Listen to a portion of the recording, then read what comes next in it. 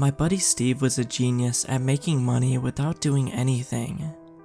At one point, he was enrolled in 12 different clinical trials at the same time. Some of these were for drugs that would have bad interactions, but it didn't matter to Steve, because he never actually took the drugs. He did it like they do in the movies, and just slipped them under his tongue and then spat them into his hand when the doc was turned away. Other trials were for new therapeutic approaches and things like that, but those were no problem for Steve either. At most, he had to lie, literally and metaphorically, on somebody's couch for an hour each week, then collect his check on the way out. But eventually, they caught on, and Steve was put on some kind of list. There was a nationwide ban on Steve, so that he couldn't participate in any more trials sponsored by universities or private drug companies, which essentially precluded him from that easy money. But Steve found a workaround. Not all experiments are above board and sanctioned by the FDA, or whatever. There is in fact a hidden world of people testing things out in their garages, streamlining the whole process, without having to worry about pesky and expensive regulations. One of Steve's friends gave him a link to a forum on the dark web, and after that, he was in the pipeline. The thing about these experiments is that if it were for, say, a new drug, they didn't trust you to just swallow the pill. You had to open your mouth and lift your tongue. You had to actually take the thing, because these people weren't messing around. But boy, did they pay. One morning, I was awoken by an insanely loud banging at my apartment door. "Who's that?" moaned my girlfriend Sophia. I looked at the clock with blurry eyes. It was 5:55 a.m. "Open the door, dude," shouted Steve from the hallway. "Oh, it's him," said Sophia. "He could be in trouble," I said, shooting out of bed full of adrenaline.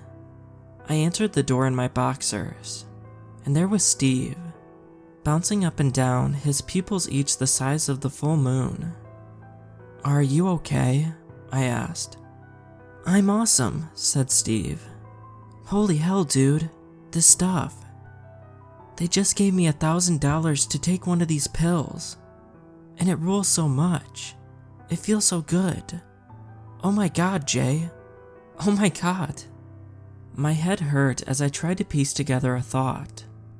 "So you're high, and you came to tell me that you got paid a lot of money to get high?" I felt a surge of rage welling up deep inside of me.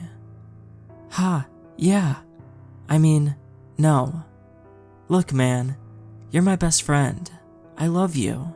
I love you so much. I want to... No. Listen. I came here because look, there's money. A lot of money. For me and for you. $20,000.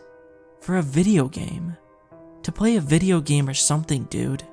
20 grand. To play a video game for a few hours. Look. I'm just telling you this because I love you. You don't need to take drugs or anything. Just do some virtual reality stuff for a few hours and boom. 20 grand in your pocket like that. The flood of rage died down as I tried to make sense of what Steve was saying. I couldn't. "What are you saying?" I asked. "Why are you here before the crack of dawn?" Sophia's pissed, and so am I really. No, said Steve, with a horrified look on his face. "No, I want you to be happy. Sophia too. Look. Listen. Look. You still have that Tor browser I set you up with and all that." I guess so." Good. Listen. Look." Steve jammed his hand in his pocket and pulled out a piece of paper. "Look. Just type this in, and you'll see. You'll see. Easy money, okay? $20,000, you can finally buy that engagement ring you've been... I reached out and smacked Steve across the side of his head. Jesus Christ, dude. Keep it down, yeah? Steve looked shocked and hurt for a moment, before the realization dawned on him. Oh shoot, my bad. I'm sorry, dude, I'm sorry. I wish I could delete it, Listen, are you going to check this out or what? He held out the crumpled piece of paper to me. I took it and shrugged. I'll check it out, Steve. But that's it for now.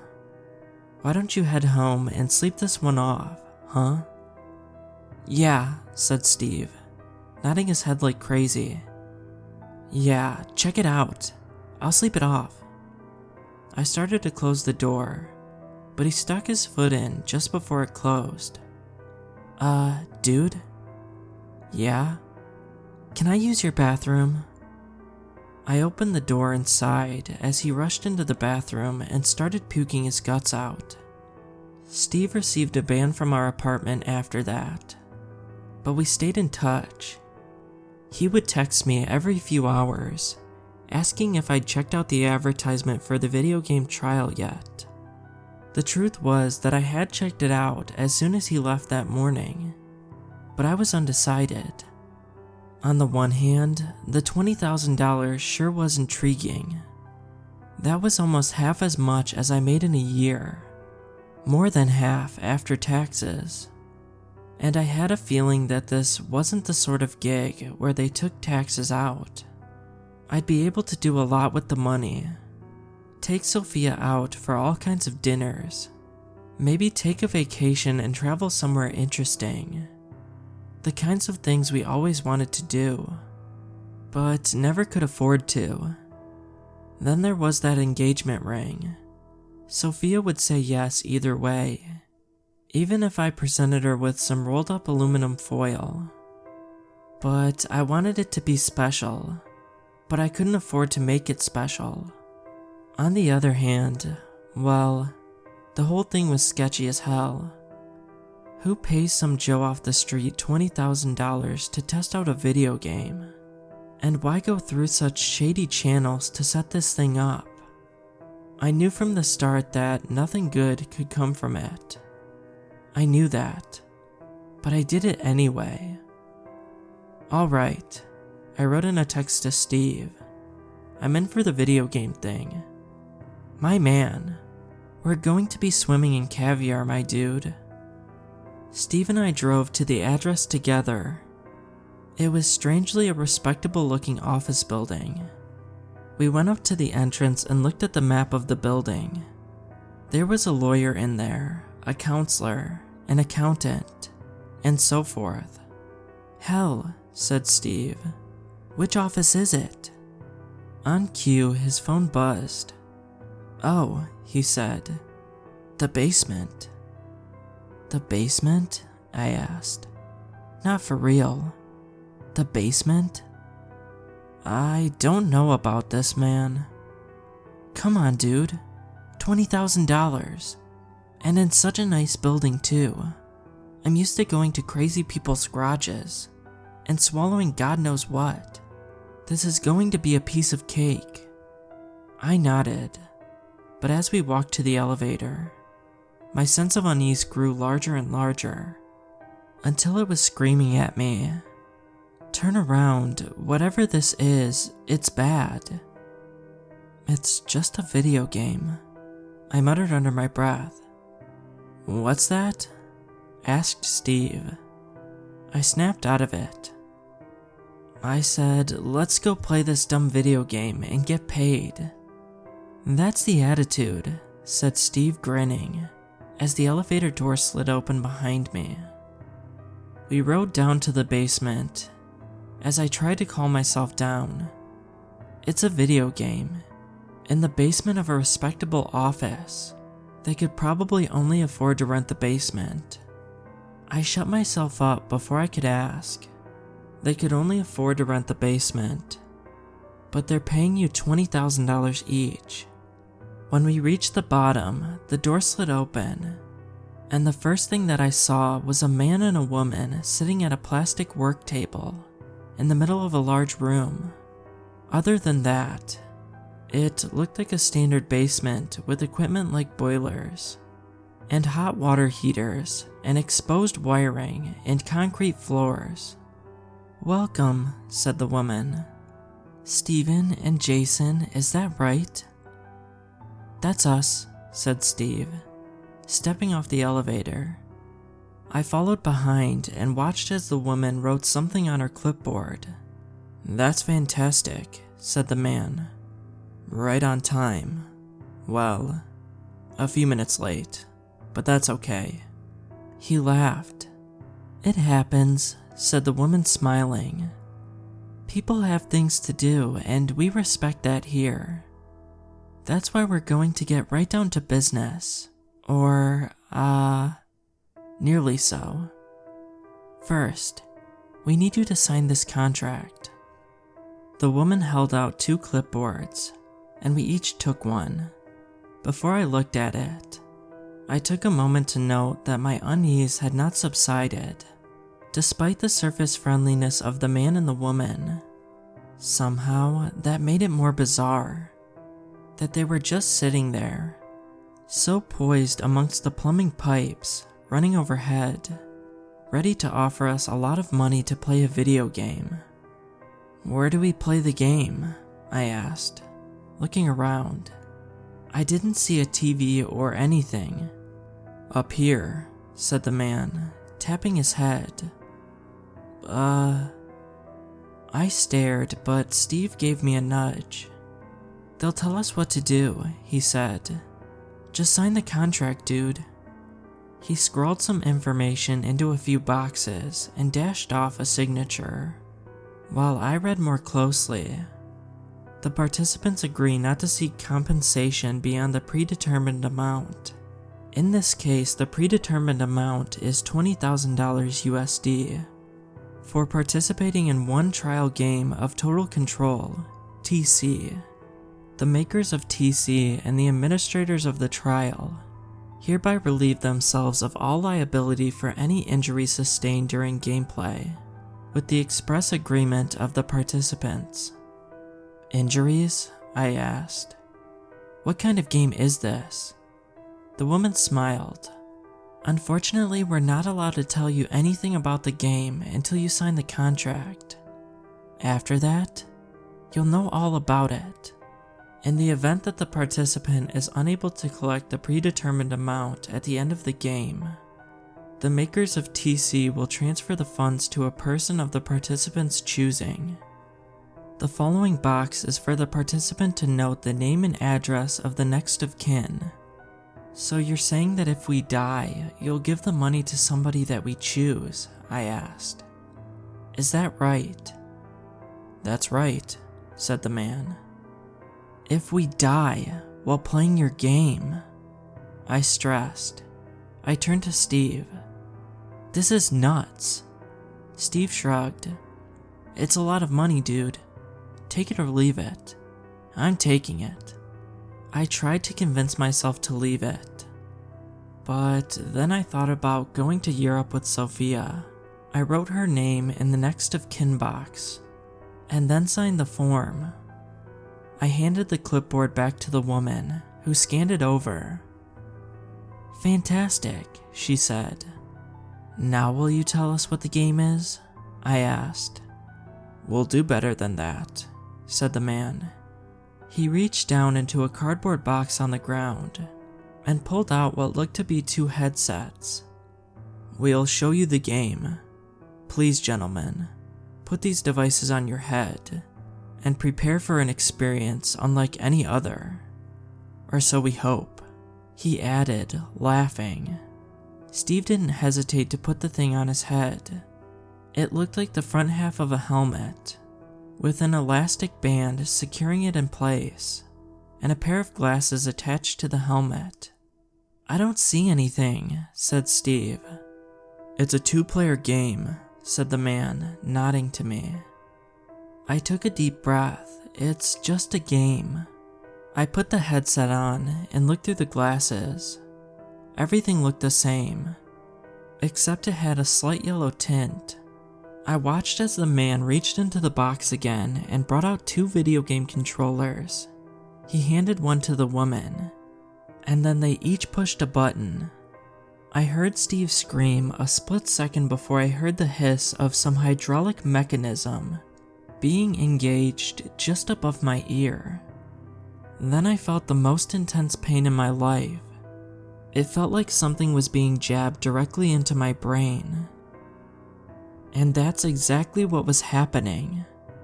A trickle of blood ran down the side of my head as my brain lit up with pain. Then I was out of it. When I woke up, I was strapped to a chair, sitting opposite the man and woman behind their table, and next to Steve.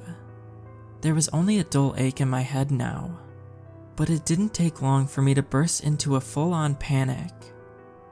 "Ah, good," the woman said. "You're both awake." She stood up calmly, walked over, and undid my straps. "What is this?" I gasped. "What the hell is this?" "It's an experiment," said the man. "Don't worry.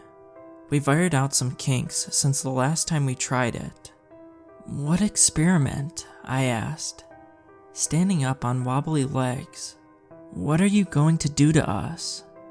The woman went to work, unstrapping Steve. "We've implemented a device in your head," she explained. "It allows us to control your physical movements. Or so we hope." Steve rubbed his head. "What the hell? You're going to pay us, right?" "Of course," said the man.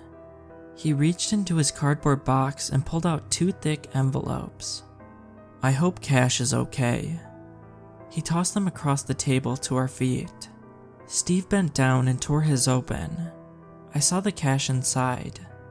"Okay," he said. "That's worth it for a little headache, I guess. All right. You've implemented these devices in our brains. Okay. So can we leave now?" "You can try," said the man. "But you won't be able to if we don't want you to," said the woman. "And we don't want you to," said the man. "Not until you fight to the death," said the woman. I jumped to my feet and tried to slow my breathing. "Come on, man," I said to Steve. "That's enough of this." I bent down to pick up my envelope, and then started walking towards the elevator. "Thanks for the money, guys," said Steve. Then he followed behind me and pushed the button. The light came on, and we waited for the elevator to come. Then I reached my fist back and swung it as hard as I could at Steve's jaw. It connected with a loud crack, and I saw a spray of blood leave his mouth. "What the hell?" groaned Steve, rubbing his jaw. I felt dizzy. What the hell indeed? Why had I socked my best friend in the face for no reason? Dude, I'm so sorry. I have no idea why I did that." Steve spit out some blood on the basement floor. "Forget it. Let's just get the hell out of here." The elevator dinged. "Sounds good to me," I said. As the door slid open, I went to step in when suddenly I felt a hand grab my shoulder and roughly spin me around. It was Steve. He had a confused look on his face, and he grabbed my neck with both his hands and started to choke me. My nerves exploded in panic as I struggled to breathe. I felt myself bringing my knee up into Steve's balls. He let go of my neck then and hunched over. "What's happening?" he gasped. I brought my elbow down to his back, and he screamed out in pain. "I don't know," I said. "I don't know." I looked over at the man and the woman still seated behind their plastic work table. They were each holding their game controllers and smiling. "What the hell is happening?" The woman pushed a button, and suddenly Steve lunged at me, driving his shoulder into my gut. We hit the ground together, my elbow taking the brunt of the impact. "I'm so sorry," cried Steve. "I can't stop it." I reached up and grabbed Steve's face in my hand. I didn't want to. I tried to make myself stop, but I couldn't. I began squeezing between my thumb and middle finger, which were spread out and gripped into the spot behind his eye sockets. "Stop this," I shouted. Steve sunk into my palms with his teeth and tore a chunk of my flesh off. I felt a searing pain and a deep fear as he spit my skin onto the ground. I tried to will myself to stay still, but I couldn't. I punched him in the eye. When his head jerked back from the blow, I pushed against his chest and twisted around, so that now I was on top of him. I took a clump of his hair in my hand and began smashing his head against the concrete floor, again and again and again. I was crying. I was begging myself to stop. I was begging the man and woman to stop whatever they were doing. I was begging Steve to forgive me. As his head hit the floor with a thunk that sounded wetter and wetter each time, as blood gushed and sprayed everywhere. "Okay," said the man after a while. "That's enough. My player is dead now." I heard the woman laugh. "I told you I was going to win." Suddenly, I was in control of my own movements again. I set Steve's head gently on the ground and knelt next to him, sobbing. "What have I done?" I wailed. "What did you make me do?" Now, said the man, standing up. "It's not all bad news." He walked over and picked up the envelope of cash that Steve had dropped. "He did name you as his next of kin, so you've just made $40,000. I looked up at him with blurry eyes. "You're a monster," I said, standing up. "I'll kill you." I ran at him full of rage, with my arms outstretched.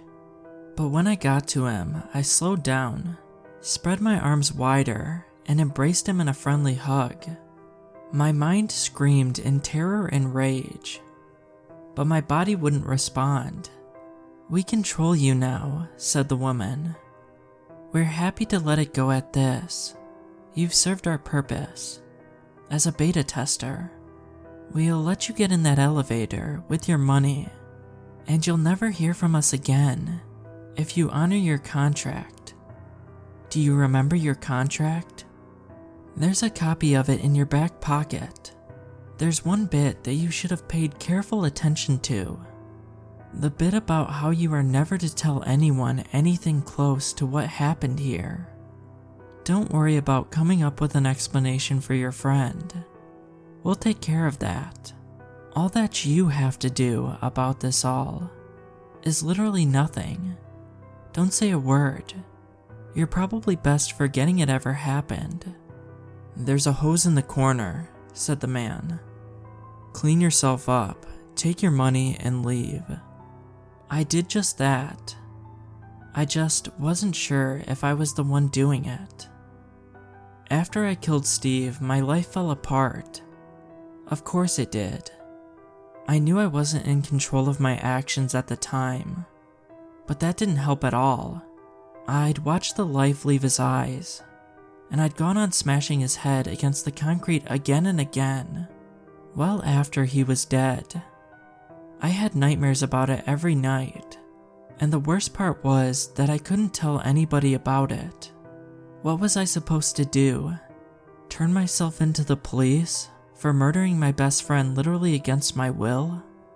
How could that help anything? I wanted to tell Sophia. I wanted to tell her so badly, but I couldn't. Those people had put the fear in me. We started doing fancy things with the money, like going out to eat, but it was no good. It was like a part of me had died when Steve did, when I had bashed the life out of him. Sophia didn't want fancy dinners, and all of the things that money can buy. She wanted me, but I wasn't there anymore. I started drinking more and more. I considered suicide, not seriously at first, but as time went by, it seemed more and more like a viable option. Anything to stop the never-ending guilt and grief. For her part, Sophia stuck with me for longer than I could have hoped for, but finally it got to be too much. It was clear enough that things were over, well before the night we lay in bed together after yet another failed attempt at making love. "I can't do this anymore, Jay," she said.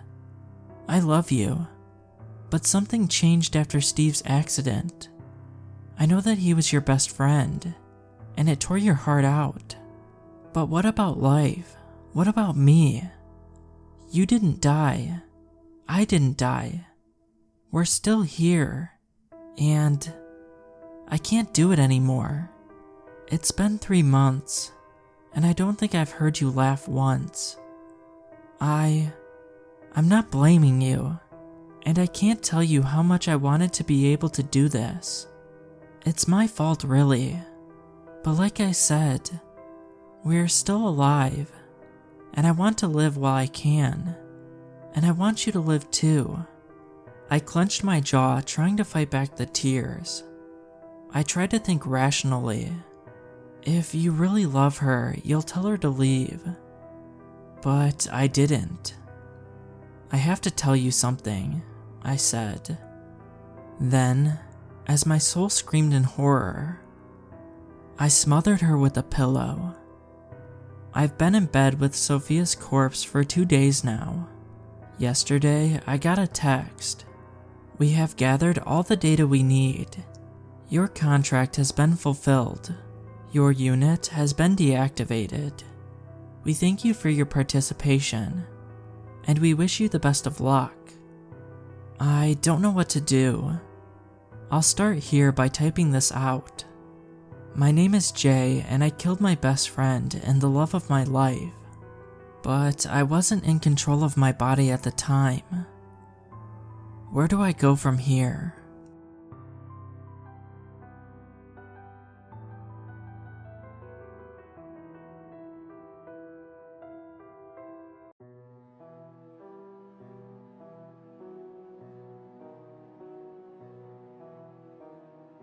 Hi everyone, I'm writing this as somewhat of a warning, but also a slight cry for help.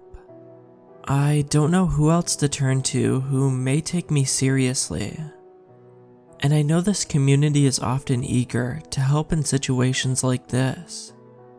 A few months ago, in late July, I attended a music festival with my girlfriend, Debbie. This particular festival was in a small Wisconsin town called Twin Lakes. It went on from Thursday until past midnight on Sunday. So by the time we left the last show, trudged through the mud, packed up the last of our belongings from the campsite, and drove past the stampede of fellow festival goers. It was pretty late. Debbie and I have attended this festival for the past 4 years.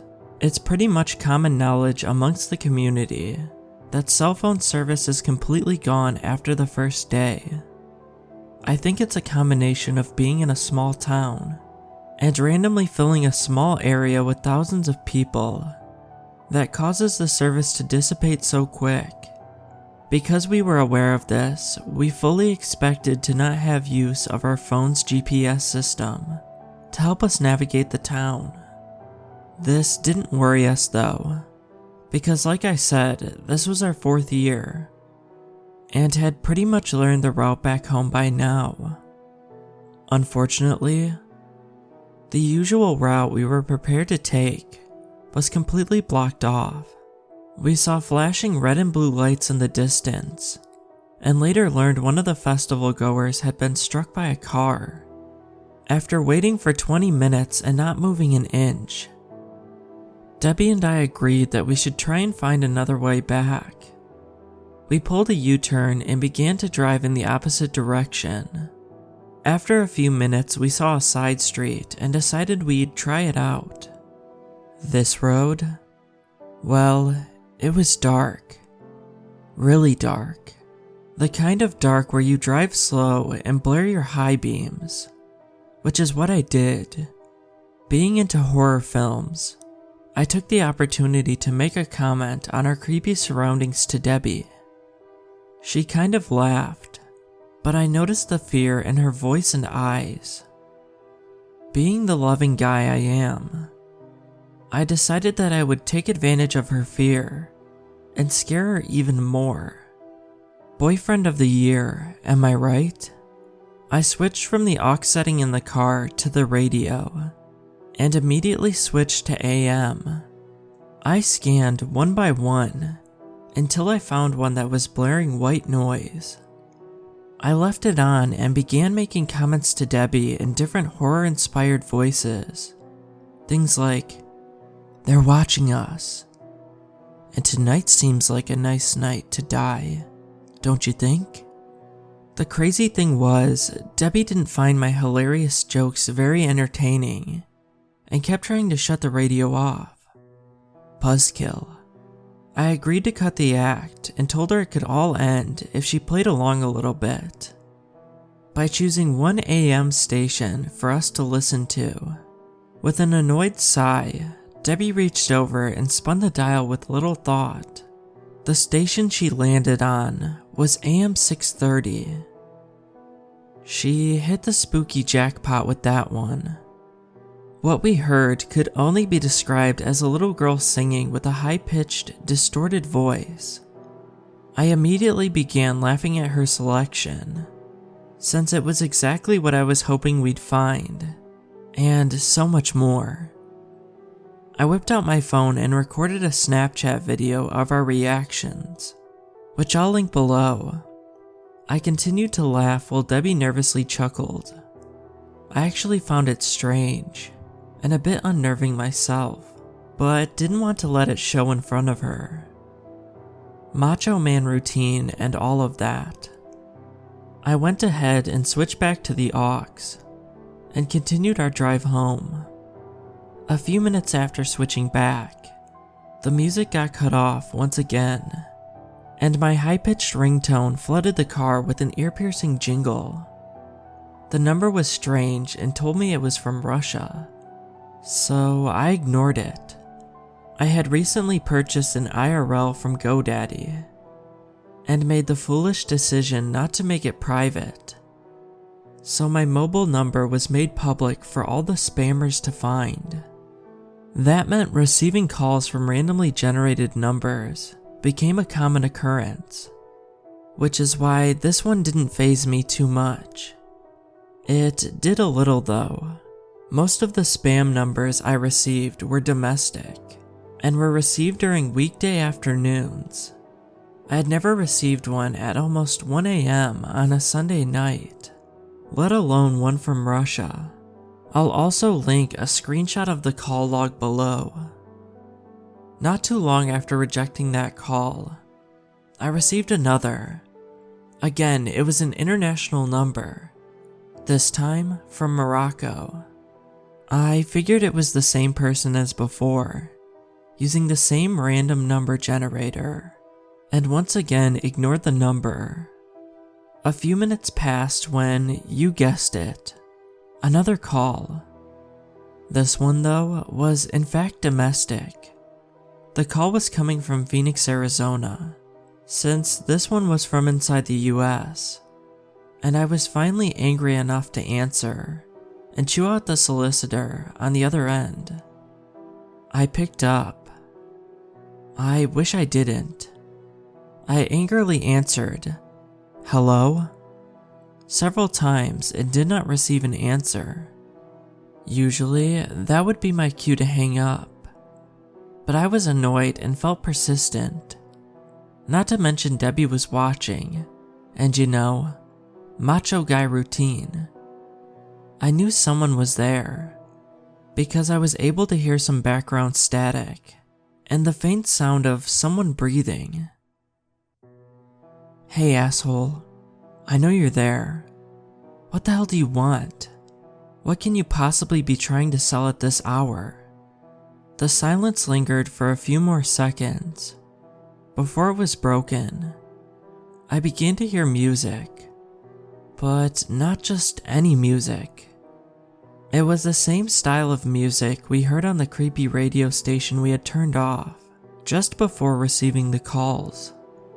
I felt my face get flush and sort of just froze up, phone still on my ear. I don't know how long I sat there like that before I was snapped out of it. I hadn't realized what snapped me out of it until Debbie broke the silence in the car. What does he want? I looked into the rearview mirror and saw what Debbie was referring to. There was a pickup truck tailgating behind us that had flashed its lights. The driver did it again. Just one quick burst of their high beams in our direction. I had no idea what they could have wanted. I was going 5 to 10 miles over, so it wasn't because I was impeding traffic. It was a 2-lane road with no oncoming traffic, so even if they were in a hurry, they could have easily gone around us and sped up. At this point, I was still on the phone, and still had not heard anything but the music coming from the other end. For whatever reason, I didn't hang up, and was too distracted by the tailgater to try and pry more info from the caller. After about 30 seconds of being dangerously close to our car, the truck finally began to switch lanes in an attempt to pass us.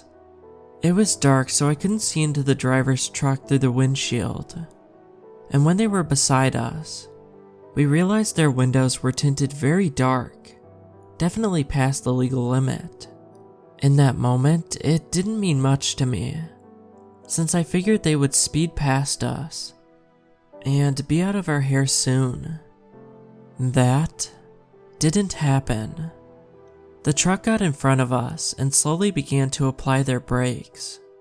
Red flags everywhere. I had read enough stories of criminal encounters to know this easily could have been a trap to rob us. Or worse. I knew I had to be tactical to avoid any problems. Debbie, on the other hand, wasn't thinking so clearly. Feeling tired, anxious to be home, and now annoyed to her breaking point by this driver, she swiftly reached out her arm and pressed down firmly on my car horn. It wasn't the first time she had pulled this move, and it's something she does that I absolutely hate. I always tell her that she's going to get us into some serious confrontation one day. A serious confrontation that will have to be handled by me. So I'm usually quick to grab her hand and remove it from the horn. This time though, I was frozen. I was still on the phone with the mysterious caller at this point, subconsciously transfixed on the chilling audio that was radiating into my ear. From the phone, I heard it. My car horn. It was delayed by a nanosecond, and sounded far away. But I knew it was the same. I heard my car horn coming from the other end of the call. Whoever was in that truck was the person I was speaking to. The person who called us with the suspicious numbers. The person who was playing the same radio station we had randomly discovered. And now, the same person who almost got us to come to a complete stop in the middle of a Wisconsin back road at 1 in the morning. Fight or flight is a funny thing. It's very impressive how fast your mind can actually process information when it's fueled by fear. In what felt like a blink of an eye, my mind ran with the possibility of reaching for the baseball bat I kept in the back seat, and coming at this driver with all my might. That fantasy quickly went south, as I pictured a group of grown men with guns spilling out of the truck, killing me and doing God knows what to Debbie. I thank God to this day that the stupid macho routine came to an end right then and there. I quickly and haphazardly slammed down on the gas and swerved around the truck, picking up as much speed as I could. I might not have had the fastest car in the world, but it's in pretty good condition. It was more than enough to escape the old, worn-out pickup truck that was following us. After about 10 minutes of speeding well past the legal limit, blowing through stop signs and living out my Vin Diesel fantasies, we were back in the more sprawling, busy area of our route. There was no signs of the truck. Debbie, who was screaming at me for the first few minutes of this escape, was reduced to quiet crying as she clutched a pillow tight to her chest. My adrenaline had worn off, and now I was feeling shaky. We had been riding in dead silence this whole time, so I reached down to the floor of the car for my phone. I figured we can both benefit in some cheery music to help lighten the mood, since we were both clearly not eager to discuss what had just happened. I grabbed the phone and tapped the home button. The screen illuminated, and I saw that I was still in the middle of a call. I never hung up the phone before speeding away, and apparently, neither did the mysterious caller on the other end. We approached a red light, and I slowed down to a stop. That's when I put the phone up to my ear. My breathing was undoubtedly audible at this point. At first, I was met with silence, other than the same muted white noises before. The silence was broken by the caller, in a deep voice. I heard one sentence that filled my body with nauseating chills. "Almost had you." After that, the call ended. I must have looked shaken, because Debbie nervously asked me what was wrong. I simply shook my head without a word, and continued driving. About 30 minutes later, we arrived home. At that point, we were so exhausted that we walked inside, decided to leave unpacking the car for the next day, and dropped into bed without even bothering with showers. The next morning, I grabbed the keys and went to go bring the car closer to our apartment entrance, in order to speed up the process of emptying all of our camping gear. I got to the car, and when I hit the unlock button on the keys, I didn't hear the sound of the car doors unlocking. Instead, I heard the dull thud of the locks remaining the same. In our tired days the night prior, we had neglected to lock the doors. I peeked inside the car and saw that everything seemed to still be there, including some cash that was visibly strewn across the passenger seat. I figured we had gotten lucky, and proceeded to get inside. Right away, I knew something was wrong. It was the smell. Whether you know it or not, every single person has a scent. You can smell it when walking in certain homes, or smelling someone's worn clothing. In that moment, I was picking up a scent that didn't belong to me or Debbie. It wasn't bad per se, but it was undeniable. Slightly musty, with a hint of menthol. I got out of the car and inspected it once more. Again. Nothing seemed out of place. I took a breath and told myself I was imagining things. Once again, I climbed into the driver's seat, this time ignoring the unusual smell. I stuck my key into the ignition and fired up the car. I almost jumped out of my skin when the radio began to blare. I could have sworn that we had turned it off, but hell, I thought we had locked the doors too. It wasn't the radio being on that scared me. It was the fact that the radio was on its loudest setting, and was programmed to AM 630. I could almost hear my heart beating rapidly as I stared wide-eyed at the console. I knew for a fact that we had switched to the aux setting, I just knew it. The radio station was no longer playing the haunting sounds as it did the night prior, and was now projecting the sounds of some obscure talk radio or news channel. At that point, I didn't have enough energy to deal with this any longer. I turned off the radio and drove the car up to the building entrance. Debbie was waiting there for me. We both looked exhausted. Without speaking very much, her and I worked together to empty the car. I parked it back in our spot, and that was that. There were no more weird calls, other than the usual spam. No strange discoveries with the car, that radio station, etc. I tuned into it a few times, and found that it was still the same boring news channel. Since Debbie and I lived in Chicago, I figured it made sense that it would change. Things went back to normal. That is, until last week. It started when I checked my phone in the middle of my lunch break at work. I had 4 missed calls, all from random numbers. The last one was the same Phoenix number I picked up on my way back from Wisconsin.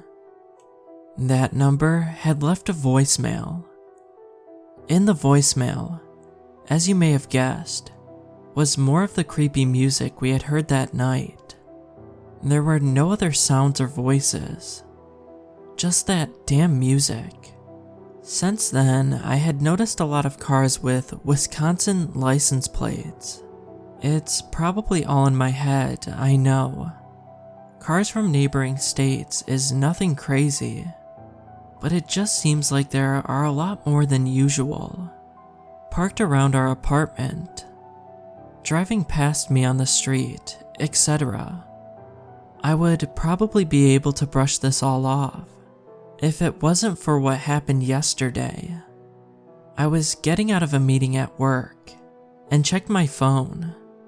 I had 3 missed calls, 2 from random numbers. Again, nothing super unusual. And 1 from Debbie. She had left a voicemail. Upon playing it, I almost threw up my lunch. It was the eerie music. I called her right away, and she picked up after the first ring. She answered normally, and I began to ask what the voicemail was all about. At this point, I figured she was playing a prank on me this whole time, and just forgot to mask her number before making that particular call. I demanded she confess it was her, and when she finally started to cry while denying it all, I relented. I apologized for screaming at her. I explained everything that was happening for the past week, and ended it all with her missed call and voicemail. It was quiet on her end when she finally spoke. The adamant fear in her voice began to make sense. She explained to me that she couldn't have made that call. She was running errands, and had been grocery shopping at our local mega chain supermarket. In a rush to stay on schedule, she had left her phone in the car. I don't know what to do. A small part of me still suspects she may be playing a very long practical joke on me, but she has never been the prank type. And even if she was, how could she have orchestrated the radio station or the pickup truck? It doesn't add up. All I know is, I haven't let my guard down for a while. I'm carrying a knife on me and I'm looking into getting my concealed carry license as soon as possible. I'm going to insist that Debbie does the same. She's not a fan of guns, so if she is behind this, maybe that will be what makes her confess. Has anyone in the southern Wisconsin area, by any chance, had an experience with this radio station? If not, please do not access it. I can't be sure the station itself has any connection to what's been happening. But why risk it? I'm scared, and I hope this ends soon.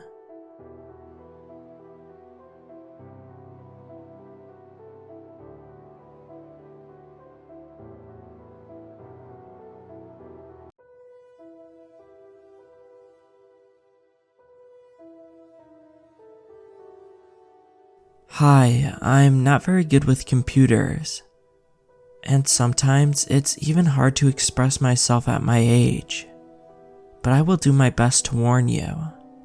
Please read into my story, as it can potentially save you one day.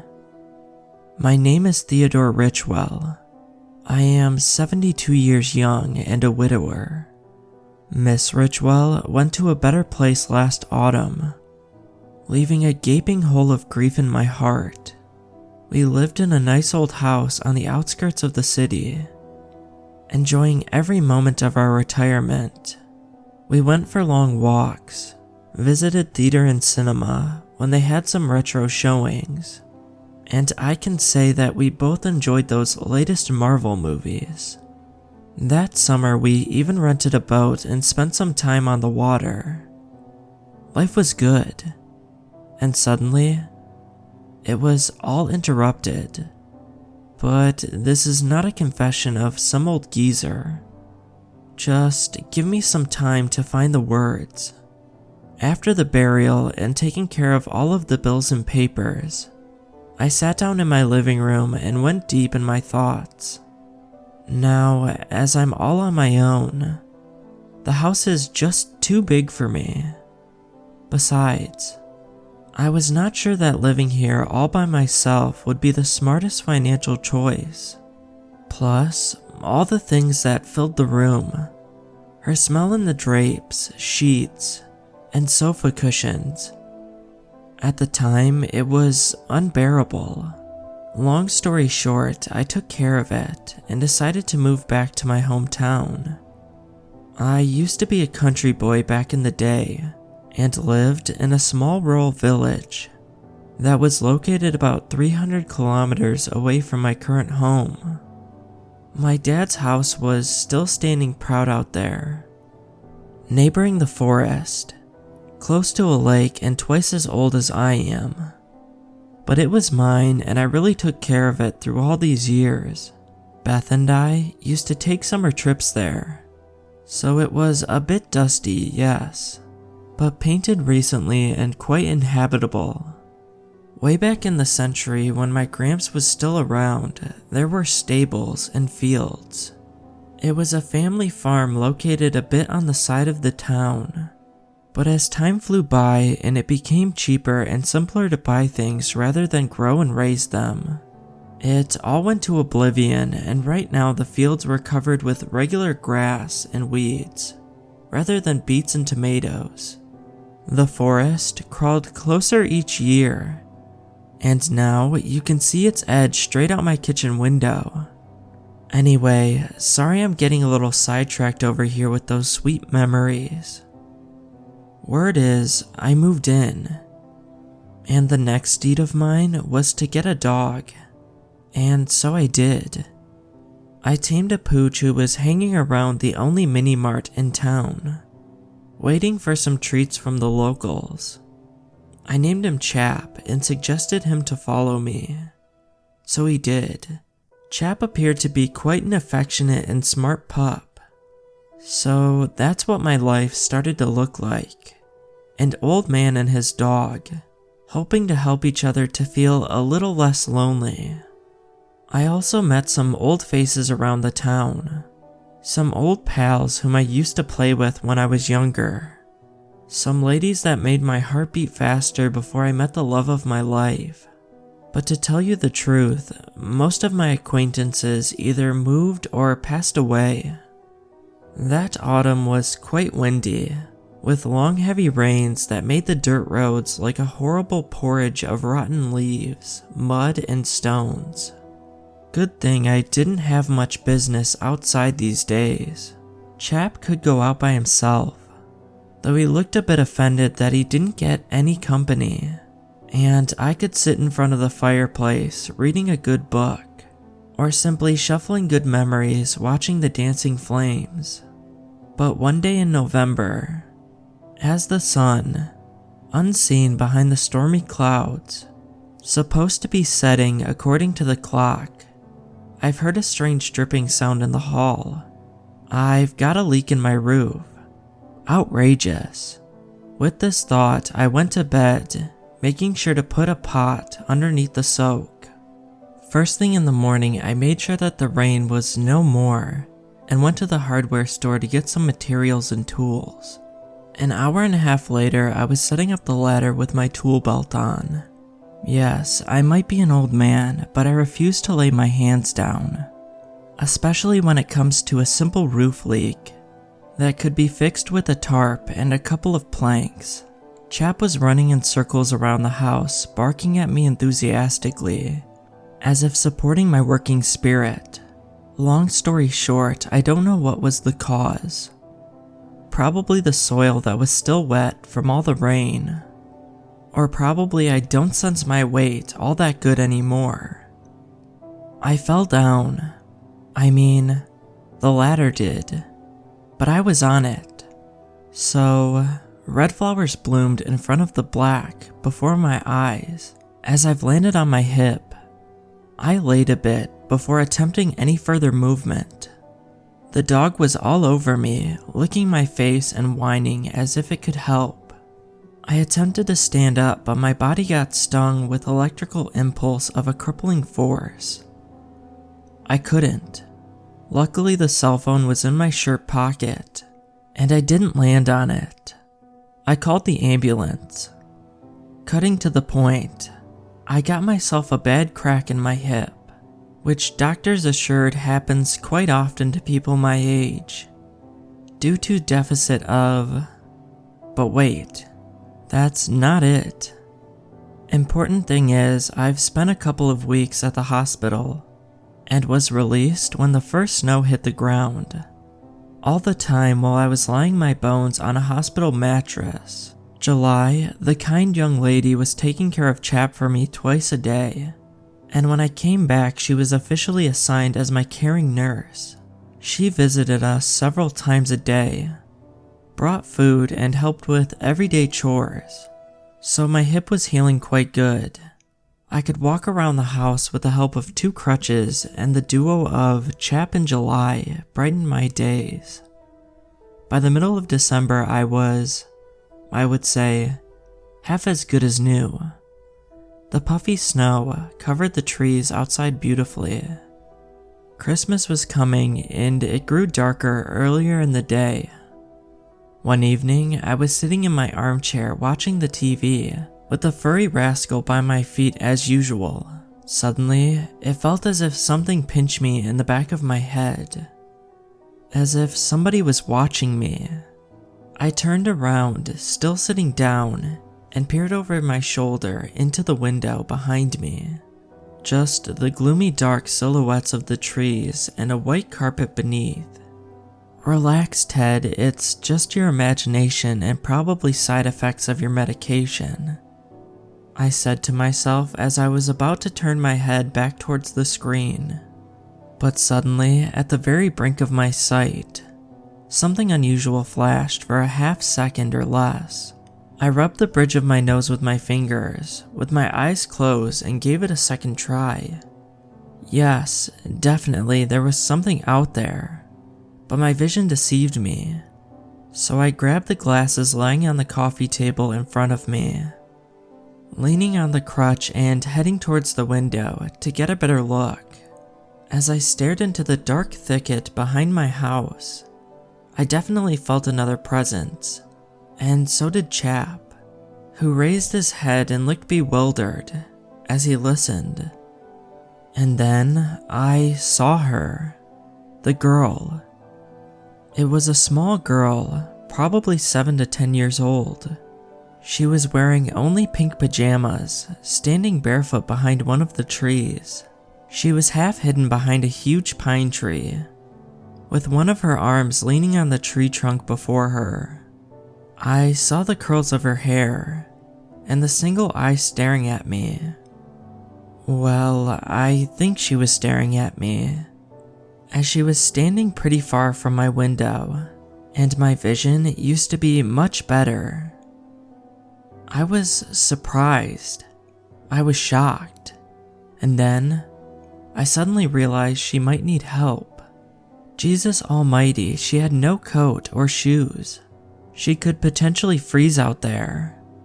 If it wasn't for my leg, I swear I would have rushed to help, but I could barely move on flat surfaces, not even hoping to cross the backyard towards the woods, with all those roots and snow lying around. So I did the next smartest thing that came to my mind. I called the cops. I tried to be calm, but I'm pretty sure it was very expressive. This little girl was on the brink of life or death after all. I was holding the phone next to my face while still staring at the girl, as I noticed she waved her hand and waved at me. But at that point, I got distracted with the officer asking some questions, and I dropped the sight. When I looked back, she was not waving anymore. 10 minutes later, I heard a knock at the door, and judging by the red and blue flashing lights reflecting in the windows, the cavalry was here. Chap exploded with barking, but I calmed him down quickly. It was Officer Rick Candell, the son of Mitch Candell, my good old friend and former classmate. "Hello, Mr. Richwell, nice to see you. Where's the girl you've mentioned?" he said politely. "Hi Rick, good that you came so fast. She's over there, right behind that." I paused, as no one was there behind that tree. "I think you might have scared her. She was just out there at the edge of the forest." Rick unfastened the flashlight from his belt. "Please, stay here, Mr. Richwell. I'm going to check out the area." And he went out, talking over the radio on his shoulder. 20 minutes later, he came back. No one was there. No traces in the snow at all. I spent some time with him asking me questions about the girl. What did she look like?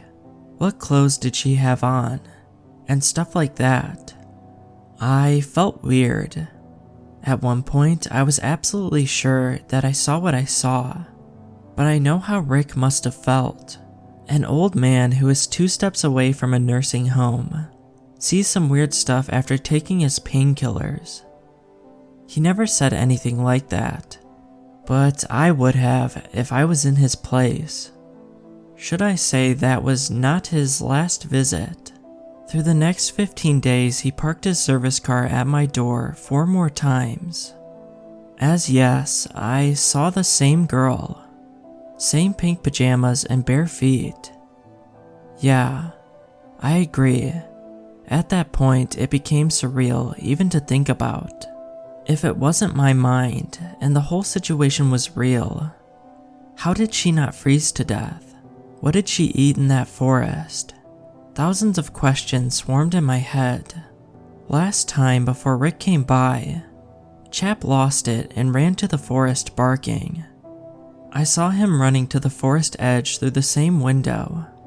My brave friend vocalized through the silence of the night as he shortened the distance towards the tree where the girl was standing, waving at me again. Suddenly, he stopped, tucked his tail, turned around and started to escape the scene. He came back trembling and whining. Rick didn't find anything. He was nice enough to check all of the recent missing persons cases in the area, but none were registered. He even contacted other regional police departments. It all unfolded as New Year's Eve came by. It was getting dark and I was getting ready for the last feast of the year, as suddenly I heard a soft knock at my door. Chap was calm and just raised his head as if to check out who it was. The door opened and July, my guardian angel, entered the hall holding a big glass container before her. "Mr. Richwell? Ted." I was unable to not pass by and make sure that you had something nice for dinner today. So here's some home-cooked lasagna. It's my family's secret recipe, she said. Oh, thank you, dear. That's really sweet of you. I didn't expect guests, so this is such a pleasant surprise, I replied. May I seduce you to stay for a cup of tea or Chardonnay, if you will? Oh, yes. A good cup of tea would be perfect. It's freezing outside. Minutes later, we were chatting with our steaming drinks in our hands, to a point where I pay off my student loans. Then probably I will go for a higher qualification. But that's not happening anytime soon. Jesus Christ, are you seeing that? She exclaimed. I followed her stare, but somewhere deep down, I already knew what she was talking about. Yes, you see her too? I almost believed that my dementia was kicking in. I've called Rick many times, but he couldn't. I started my explanation. Hey, Melinda, please tell Rick to come to Mr. Richwell's. Yes, I know. This is urgent. There's a little girl alone in the woods. Ted will add more details. She tucked her cell into my hand as she rushed over into the woods with her jacket, as if it were a fire blanket. I watched silently. There she was, running towards the tree. There's the little girl who moves away and hides behind the trunk. There's July going around and disappearing from my sight. And then, there's the scream that chills every weak bone in my crumbling body. It's almost unbearable to listen to, so I pulled the palms of my hands towards my ears. This cannot be happening. 5 minutes later, Rich shows up. He has Melinda, the only other officer on duty that night, with him. After a brief exchange of words and me pointing at the tree where July disappeared, they rush towards the thicket, their boots drowning in deep snow, their guns in their hands. Oh, July, my angel. I can't just stand here. My hip is not that bad anymore. I grab the crutch, pull on my shoes, and hobble to the forest. A couple of times I stumble and almost fall face first down into the freezing white beneath my feet. Champ circles around as if supporting my sudden impulse. Finally, I make it to the tree. It's silent. I don't hear Rick and Melinda talking between themselves or over the radio. Groaning and trying to catch my breath, I leaned towards the trunk and went around it. I've seen a lot of horrible things in my life. There were tough times. There was war. I saw all sorts of cruelty and mischief. But this was something unbearable. The officers weren't talking as one of them was bent over vomiting, and the other was as white as the snow under their feet, with the palm of their hand over their mouth, and their eyes full of terror. Beneath their feet, a little body was lying in her pink pajamas face down, and I thank God I didn't get a good look of the horror that her face must have expressed. What will haunt me the rest of the short life I have left are the holes. There were 3 holes as if punched into her tender little body. The head, the shoulder blade, and the area just beneath the rib cage, gazed with deep black round holes as frozen circles of blood framed them, as if something put its limbs through them to make the body look alive. Just like a ventriloquist doll. I closed my eyes and tears burst out. July was never found. There were no traces, no footprints on the snow. The girl was never identified. She was not from around here.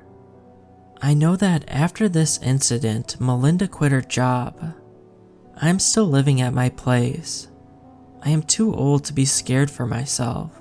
Chap is still here to support me, and my hip healed completely.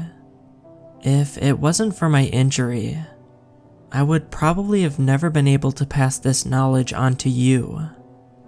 Oh, one more thing.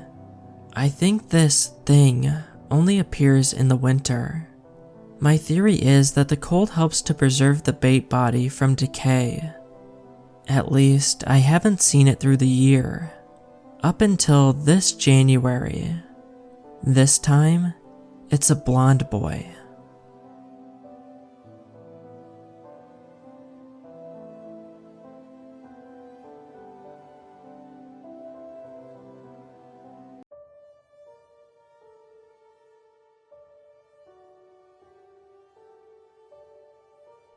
Throwaway here, as being a cop, I don't want any of this to come back and bite me in the ass.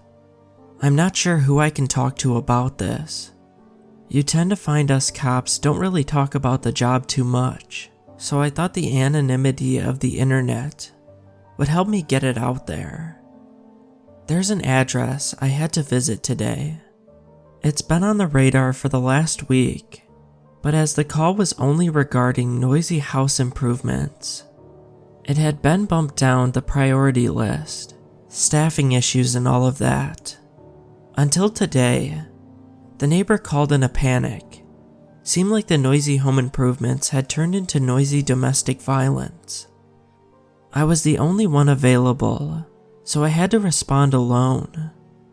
The neighbor told me that they had heard banging and screaming, but only knew the one person living there, a middle-aged man called Mr. Iser. I went next door and rang the bell, but it wasn't the man that answered. To my surprise, a nurse answered the door. She took a bit of talking round, but eventually let me in, but only after I pressed her. This is the bit where it got weird. I'm sure you've heard that after a few years in the police force, you get a kind of spidey sense, as we call it. You just know when something is up. Well, this spidey sense was ringing as soon as I got through the door. The nurse guided me through the darkened corridor to Mr. Iser. The room was filled with tools. Spades and pickaxes were the main ones, and the floor covered in brick dust. No damage anywhere that I could see though. Another nurse stood over Mr. Iser. She didn't even look up as I entered. He was slumped in a chair, wide-eyed and sweating. I tried to ask him if he was okay, to explain what happened. The man pretty much shrieked in my face, yelling at me to stay out of his house. He kept repeating it again and again, until one of the nurses ushered me out of the room. I asked her what was wrong with him, and how long she and the other nurse had been caring for Mr. Iser. She simply told me a good while, and that he was suffering from a degenerative brain disorder.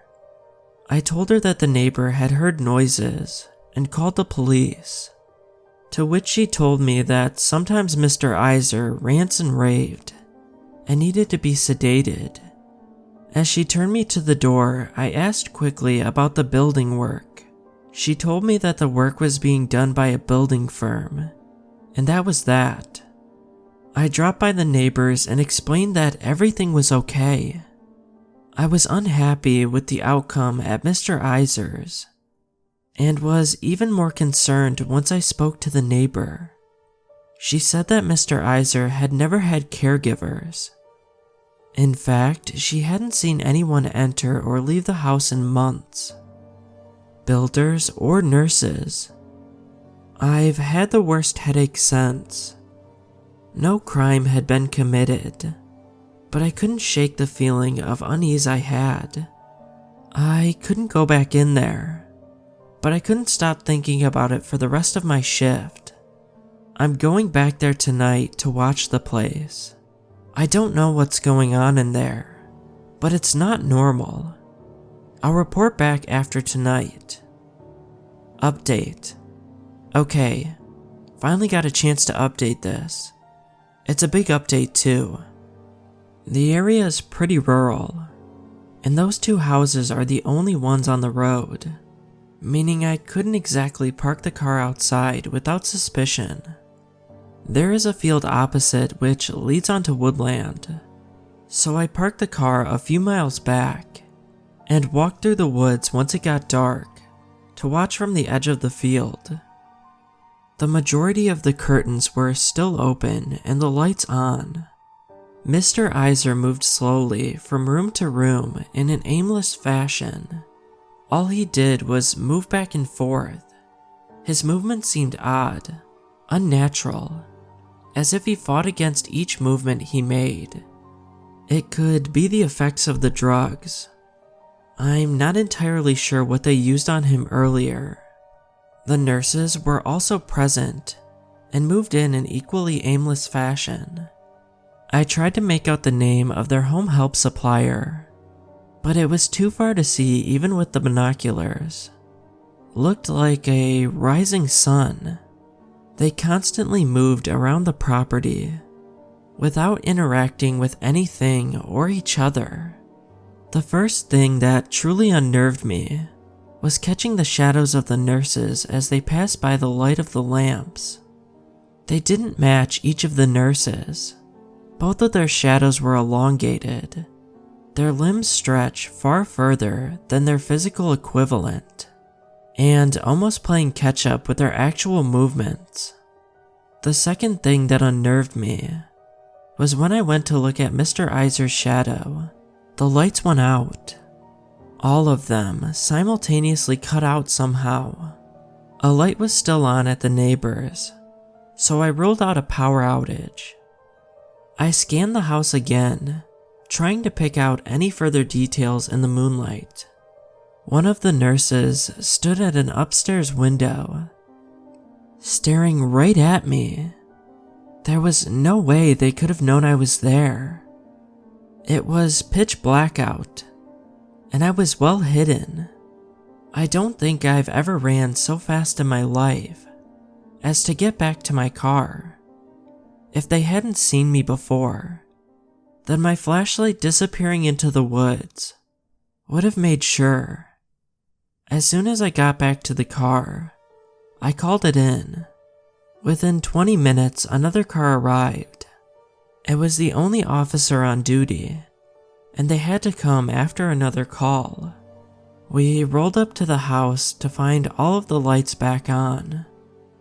Knocking on the door provided no response, and when the other officer turned the handle, he found it to be unlocked. They were gone. God knows where or how, but the house was completely empty. At this point, the other officer started firing some accusations at me of being overtired or drunk. I managed to convince him otherwise. I'm exhausted right now, but I know what I saw.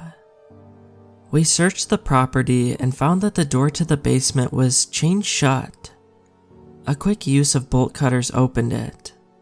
The dust that trailed through the house coated it, dust covering everything. What the builders were doing was quickly evident.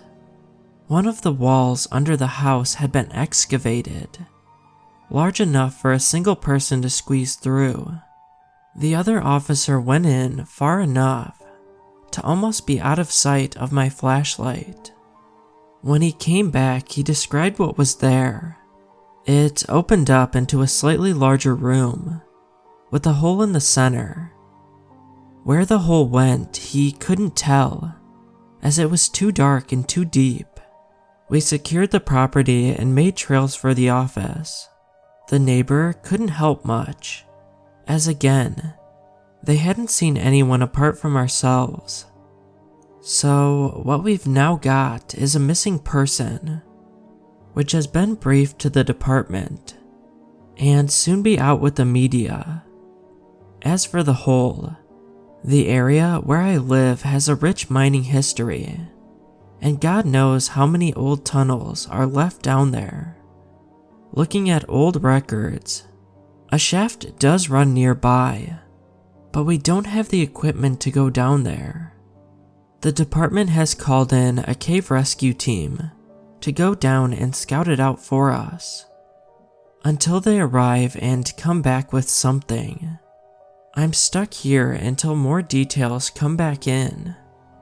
When I hear about either missing Mr. Iser or the results from the caving team, I will update accordingly.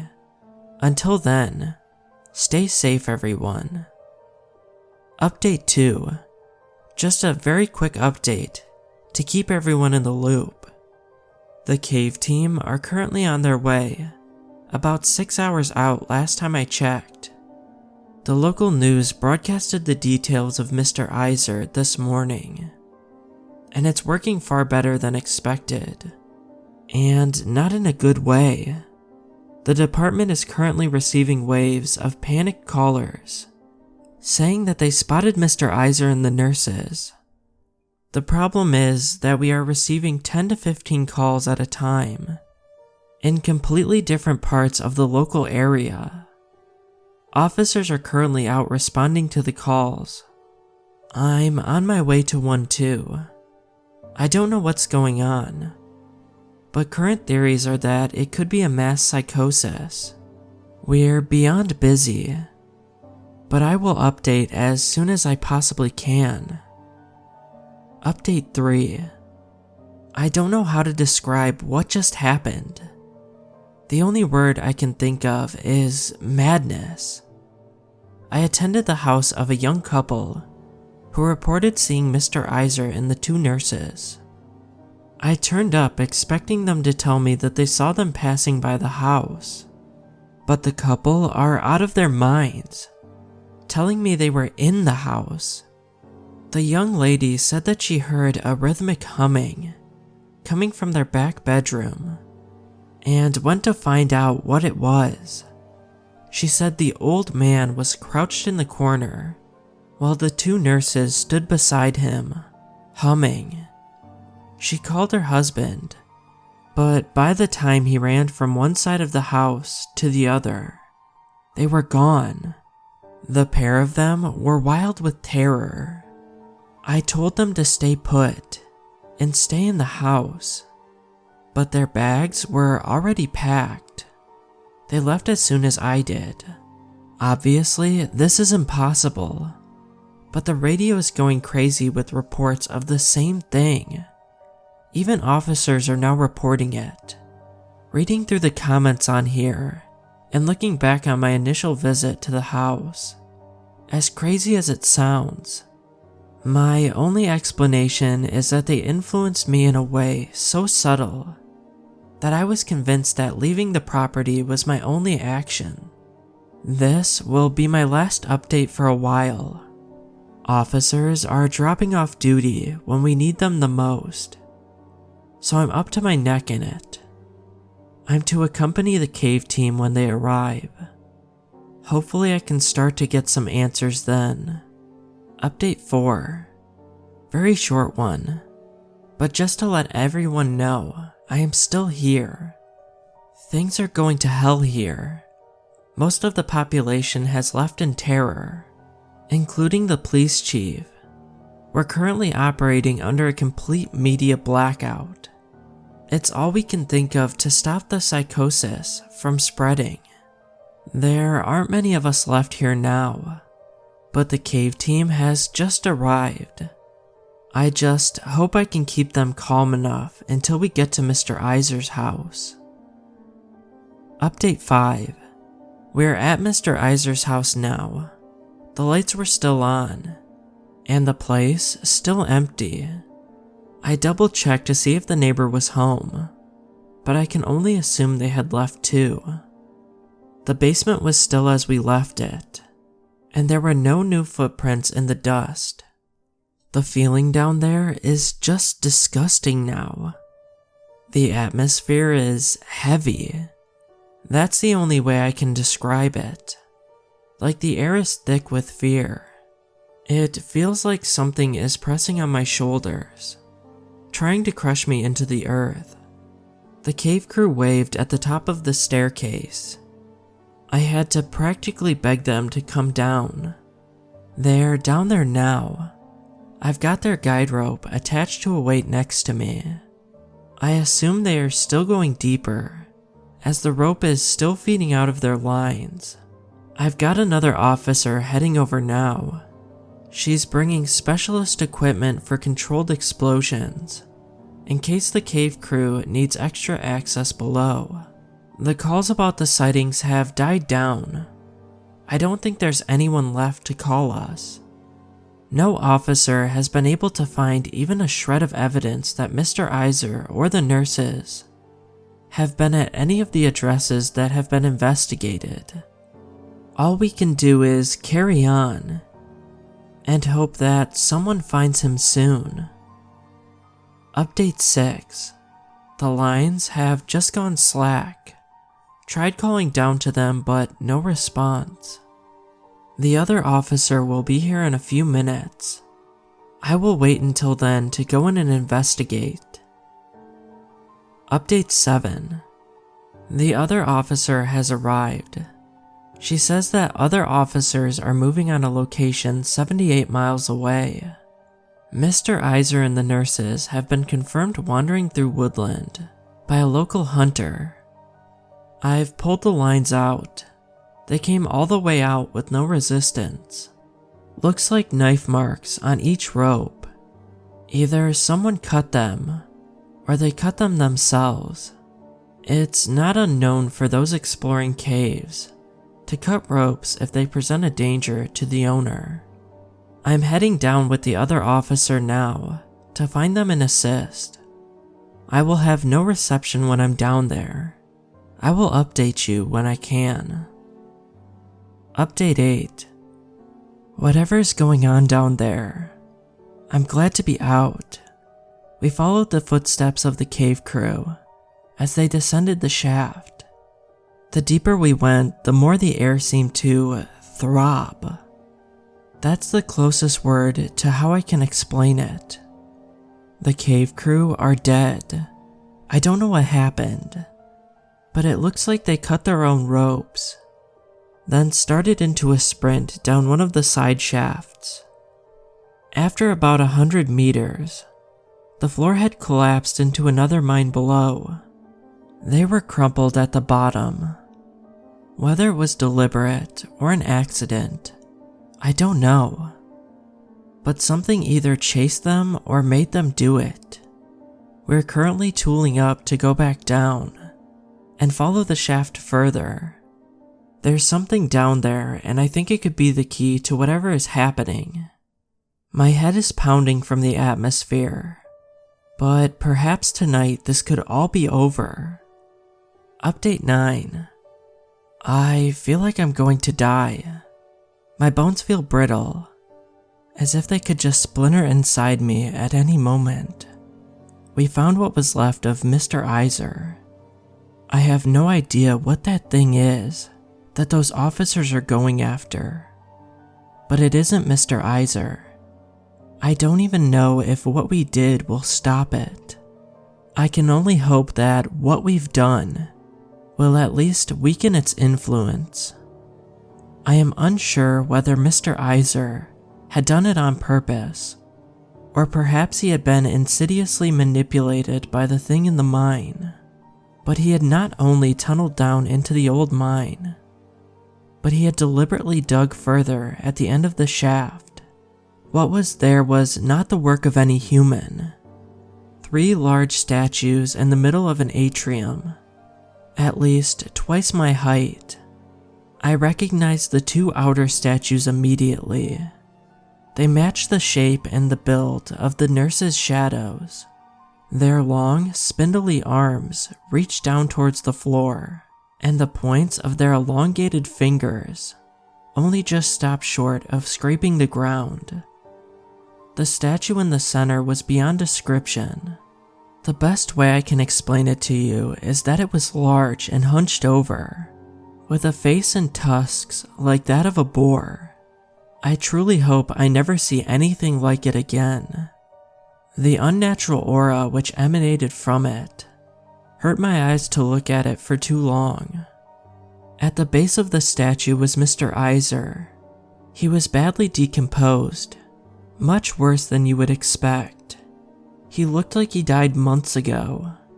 The throbbing atmosphere was at its peak in the statue room. It continuously bombarded us, as if attempting to pound our bodies and minds into jelly. I honestly don't know how I held out. The other officer wasn't so lucky.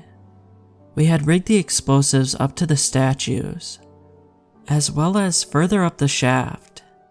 It was the only thing we could think of doing, thinking that if we destroyed the statues, then it could break whatever powers they had.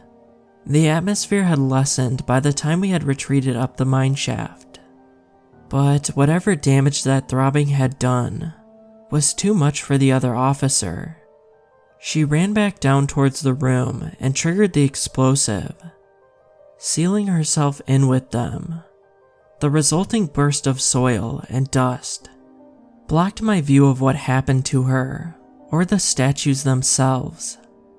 The tunnel is resealed now, and the atmosphere seems to be dissipating, but I don't know if it can reverse or destroy whatever power the imposter Mr. Iser has. I'm currently attempting to get a response from any of the other officers who had gone to apprehend Mr. Iser and the nurses. Hopefully there is now light at the end of the tunnel. Update 10. This is going to be my last post. There's nothing else I can do. The officers couldn't catch Mr. Iser or the nurses.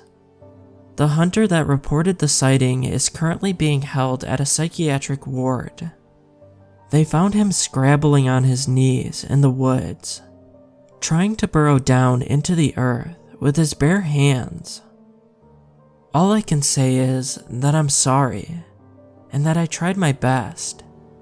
Whatever Mr. Iser is now, it is still out there with those nurses. All I can hope is whatever malign influence they held has now been weakened by the tunnel collapse. I like to think that my colleague didn't die for nothing. The house is scheduled to be demolished, and the pit to be refilled. Please, if you do come across them, do not approach them. If you hear a rhythmic humming, then please leave wherever you are as soon as possible. Do not investigate. Do not try to get photos or videos. Just get out. If you are foolhardy enough to go after them, then it's your last moment of sanity. At least remember that I tried.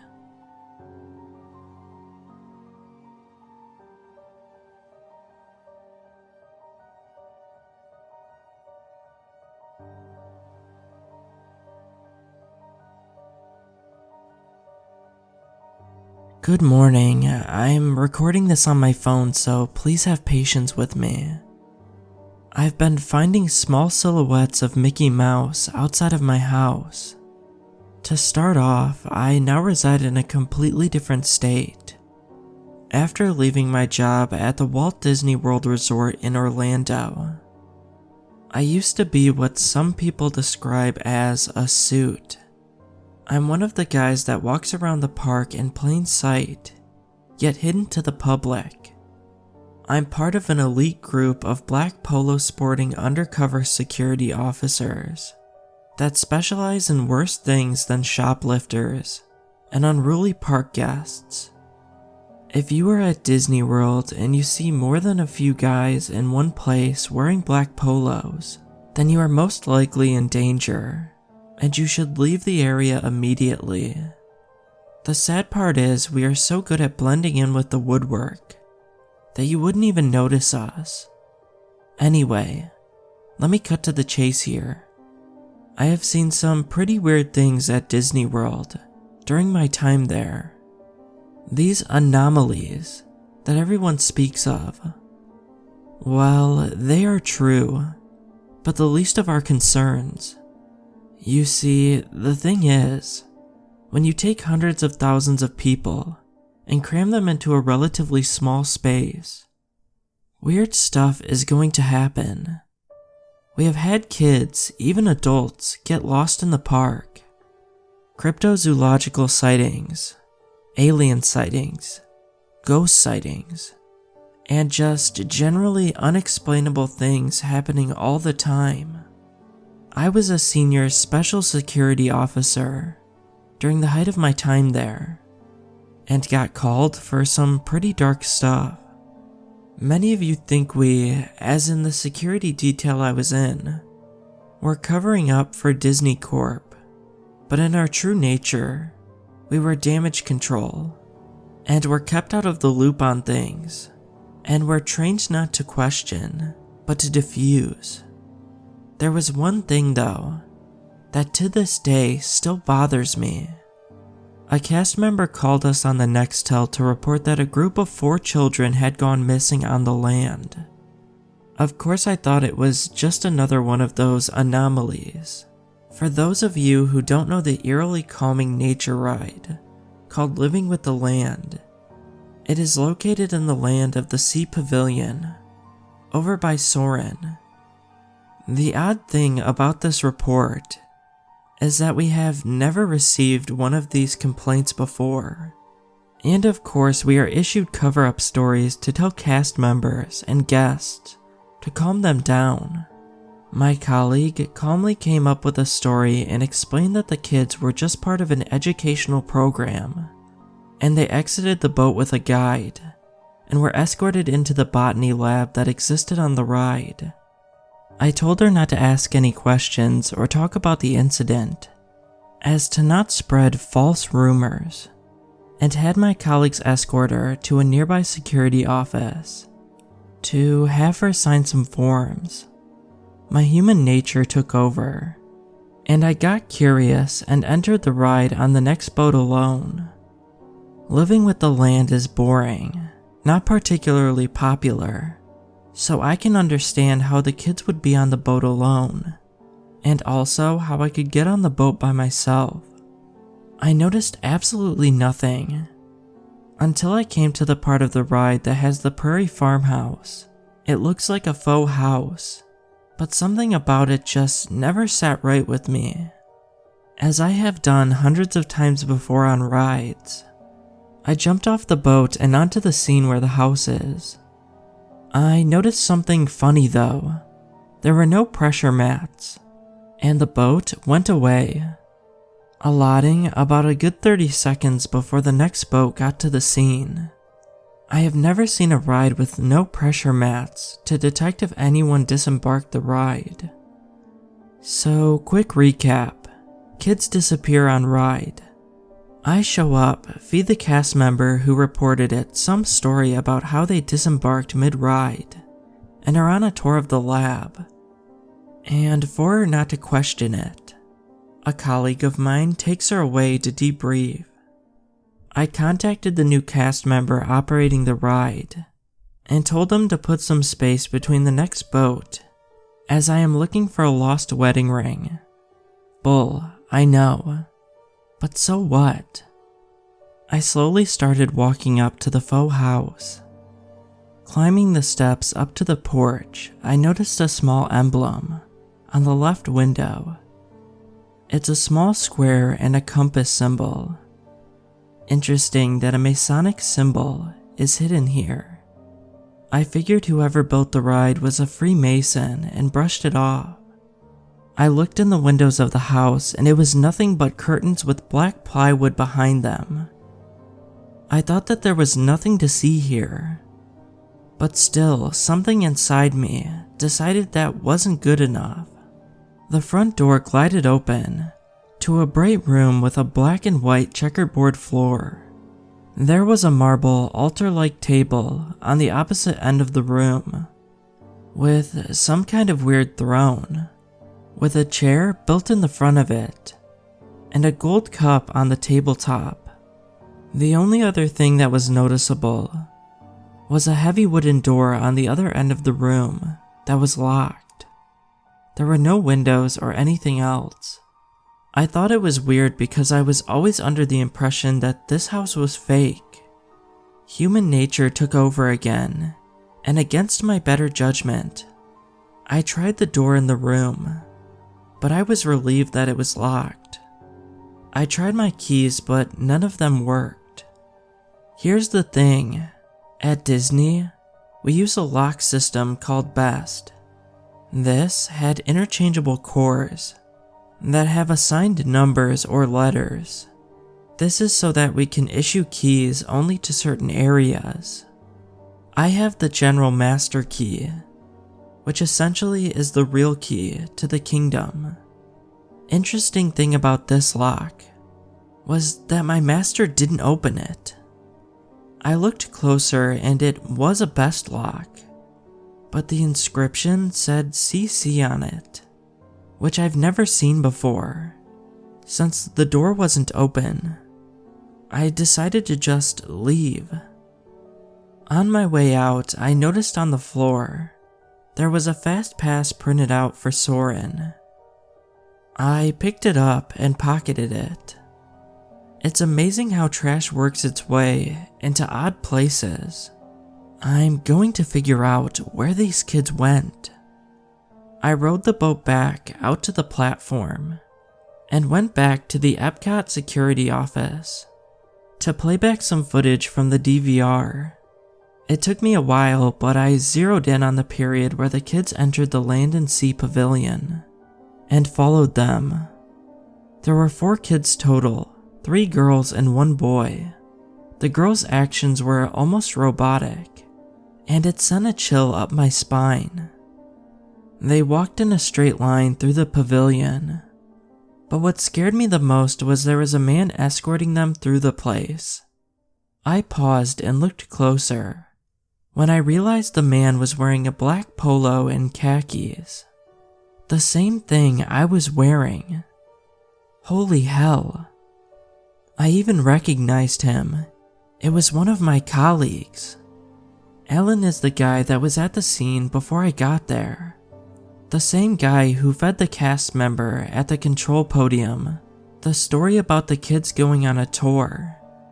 I thought maybe he actually did send them on the tour of the botanic lab and lost track of them until I hit play on the film. The boy was not walking in line, and I could tell he was giving Alan problems. He keeps venturing away and gets distracted by various things in the pavilion. The benefit of the doubt I gave Alan subsided when I saw the kid go press the button for the fast pass on Soren and take the paper fast pass, almost like a prize. Alan then tugged him away and stood back and observed as the kids walked to Living with the Land. I saw them getting on the boat. I saw them through the storm scene, through the rainforest scene, then through the desert scene. After the desert scene, I lost the boat on camera. The ride stopped momentarily. You could see it on the other scenes, and once it resumes, I saw the boat again in the scene, with the pictures of the farmers. The boat was empty. I also saw Alan looking down off the observation deck, which explains how he responded so quickly. I switched the cameras back to the live view and left that area. I haven't exactly been honest with you thus far. I know a lot of things of what Disney does, and things that we respond to that a regular security officer wouldn't deal with. I have seen them experiment with so many things, such as eugenics, pharmaceutical engineering, and even experimenting with gas. Have you ever noticed that on both Spaceship Earth and the monorail, that you get a strange calm feeling on those rides? Well, they are pumping low doses of laughing gas in those areas. Ever heard of Room Zero? They were wearing gas masks for a reason. Ever hear of gas cots? Well, that's not important right now. I would encourage you to research it. I never thought that what we did was okay by containing these dark secrets, but it paid well. I have seen them quickly inject some experimental drug on guests and throw them back out there. Our job was to monitor and contain them if things went haywire. I know that I'm the bad guy, but this wasn't normal. This wasn't procedural. The first thing I did was go over to the room where we kept the keys. I looked through the logbooks for the core labeled CC. I found it, but had no zone or specific location issued to the core, and the number of copies was marked as 1. This key was in our system, but my master key didn't open it. I grabbed the core key and a few Zone 1 cores. The core key is a specific key that, when inserted into the lock, will remove the core so it can be replaced with another. I put this in my pocket and made a beeline for the Land and Sea Pavilion. I may be paranoid, but I swear I saw Alan following me in the shadows. I got to the ride and got to the house, and back in the front door to the Masonic room, and locked the front door as I entered. I inserted the core key into the lock on the wooden door, removed the core, and inserted Zone 1 core into the lock. Now, my master key will open the door, and boy did it. The door glided open. It was heavy and steel on the other side of the wood face. There was a velvet red carpeted staircase leading down to some kind of utilator. But we are in Epcot. What the hell? There is one small utilator in Epcot, but it doesn't go this deep. I descended the stairs and walked down the red carpeted hallway to these 2 double doors. Behind these doors was my answer, and the truth as to what happened to these kids. Through these doors was the darkest side of Disney, a side of Disney that even I couldn't believe. Would Walt be in favor of this?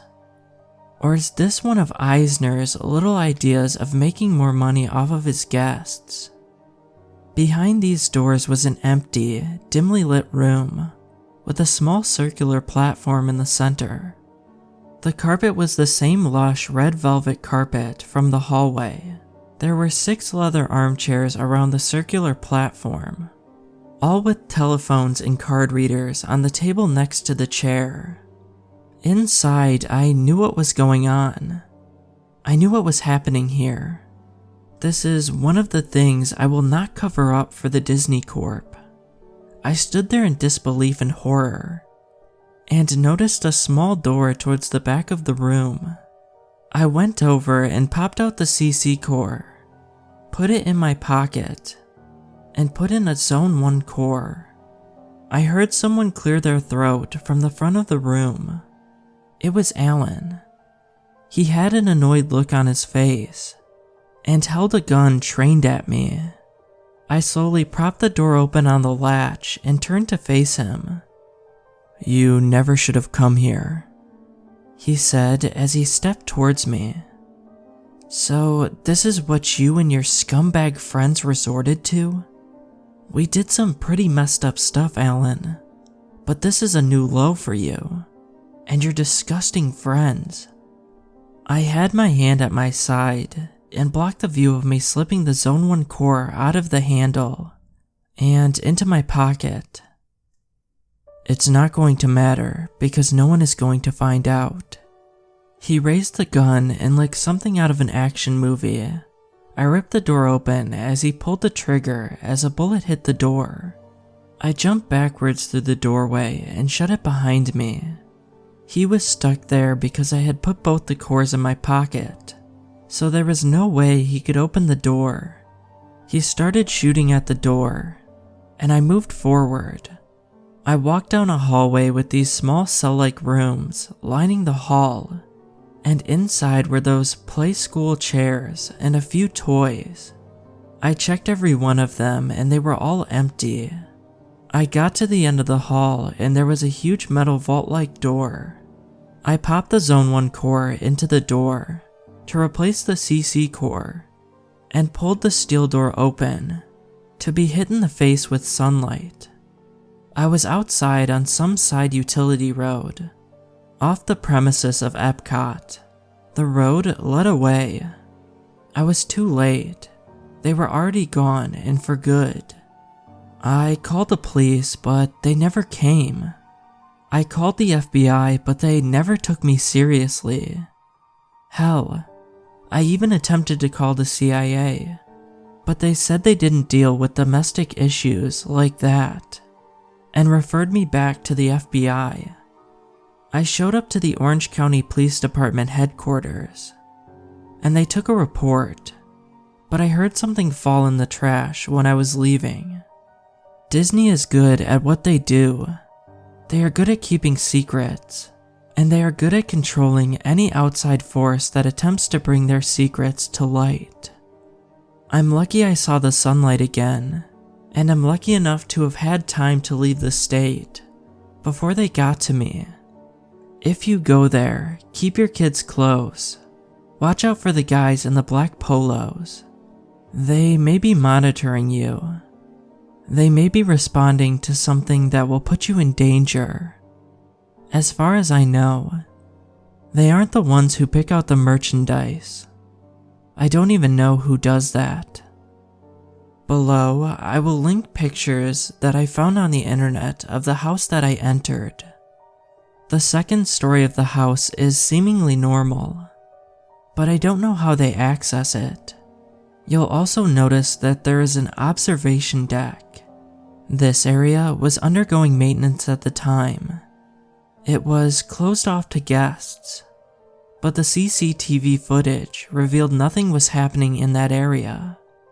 The camera points back onto the observation area, and not at the house.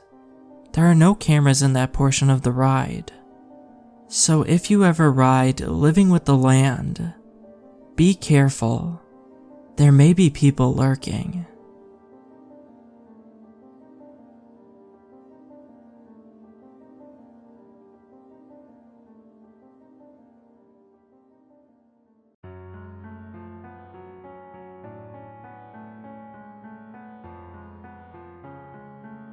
Justice isn't blind. If she cannot see, then it's simply because she doesn't care enough to look. She turned away that dark night my sister was attacked, where even the moon and the stars must have hidden their faces in shame. From all accounts, it was an anonymous act of brutality, an impulsive fight, a brief struggle, the humiliation of rape, and then the lifetime of silent nightmares that must surely follow. Such depraved violence. I've heard it's a common story, where the lonely roads meet beyond the protective halo of street lamps.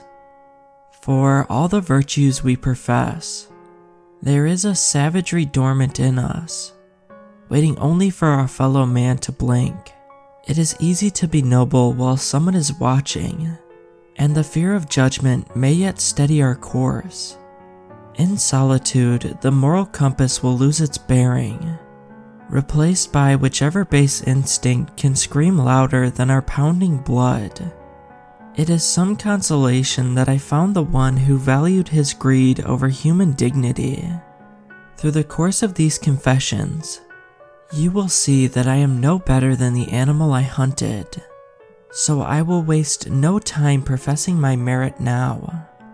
I buy substances from a man who knew everything that happened in his neighborhood, and like anyone who seeks profit from another's misfortune, he was willing to sell me the name I required. I found the rapist where he returned to the street my sister suffered upon, pacing and circling like a hungry animal haunting the doorstep of his last meal. He didn't see me coming, and I made no sound, nor spoke no word, except for the poetry my bullet inscribed in his skull. I should have departed at once, but the satisfaction that his last throes of life promised lured me into complacent voyeurism. I stayed to tell him that my sister sent her love. hoping to purchase her closure with the death rattle rising in his throat. I wasn't expecting repentance, nor did I receive it. It wasn't the first time, and it won't be the last, were his last words to reach living ears. I have no one to blame but myself, and my zealous retribution for failing to notice that he didn't work alone. They were on top of me in moments, wrestling me to the ground and stomping my gun away from my shattered hand. Knives punctured my back and neck, leaving great sucking wounds which inhaled the night air. Wounds breathing in place of my lungs, which were swiftly filled with blood. There weren't any magnanimous thoughts or profound revelations as the light went out. One moment there was simply light and pain and noise. And then, nothing. And then, nothing. And then, I opened my eyes to find I was no longer of this world. I knew at once, despite the fact I was sitting at a quite ordinary wooden desk, in a room no larger than a janitorial closet. On the desk was a piece of paper, and on the paper was a question. And in that question was written my fate for eternity. Welcome to hell. Would you like to 1. Remain human. You will be tortured by those who become demons. 2. Become a demon. You will torture those who remain human. P.S. If there aren't enough people to volunteer to remain human, they will be chosen randomly. I do not believe it's within my nature to torture anyone. Even my sister's abuser received death as fast as an executioner's axe. But no more could it be said that it is within my nature to receive torture, as unnatural as a human construct as can be imagined. But if I had to choose, as I'm sure many of you would have done, so far removed from the judgment of both man and God, then I choose to accept my new home and don the mantle of hell I was offered. I steeled myself against the horrendous transformation I pictured, imagining razor talons growing from my bones to rip holes in my flesh, or an entropic decay to rack my body until my skin ran down my face like candle wax. No physical transformation came over me though, a phenomenon which I can only account to the devil's ironic sense of humor. I knew it from the first moment the floor dropped underneath to fling me down into the channel realm. However, I was a demon now, and it was heaven to me. I expected the first time to be harder. The woman was presented to me in perfect physical health. I haven't noticed any discrepancies in age since I've arrived. Everyone looks to be in their mid-20s here. The room was sealed and I was given an hour to work on her. I find it distasteful to dwell on exactly what I did, but I remember rationalizing it cleanly with the knowledge that she was only here because she deserved it. Never mind that I was here too. Never mind that it could have been me randomly chosen. Never mind that she could have volunteered to suffer like this to spare another. She was in hell, and it was my job to make sure she knew it. It wasn't until I finished that I learned the second rule of this infernal game. Once the hour of punishment had been completed, the human is offered a choice. They can get revenge on me, or they can accept their pain and continue their journey. Those who refuse the chance to retaliate shall be incrementally elevated, until at last their soul is cleansed, and they are set to be reborn on earth. If, however, they choose to turn the torture on me instead, I will be nourished by the pain, and descend further along the dark road I have chosen. For each blow inflicted upon me, my skin hardens, my muscles tighten, and my power will flourish. It didn't take long for me to realize how to properly play. The only way for me to progress was to inflict a punishment so foul and induce a hatred so deep in my victim that they choose revenge over the quality of their immortal soul. And progress I must, for untold centuries of this game repeated has refined some demons into legendary masters of their craft. Those demons have carved out kingdoms for themselves in this infernal domain, and through their countless successes has transformed themselves into towering behemoths of apocalyptic ability, shattering the landscape with their tread and sending their lessers into groveling servitude.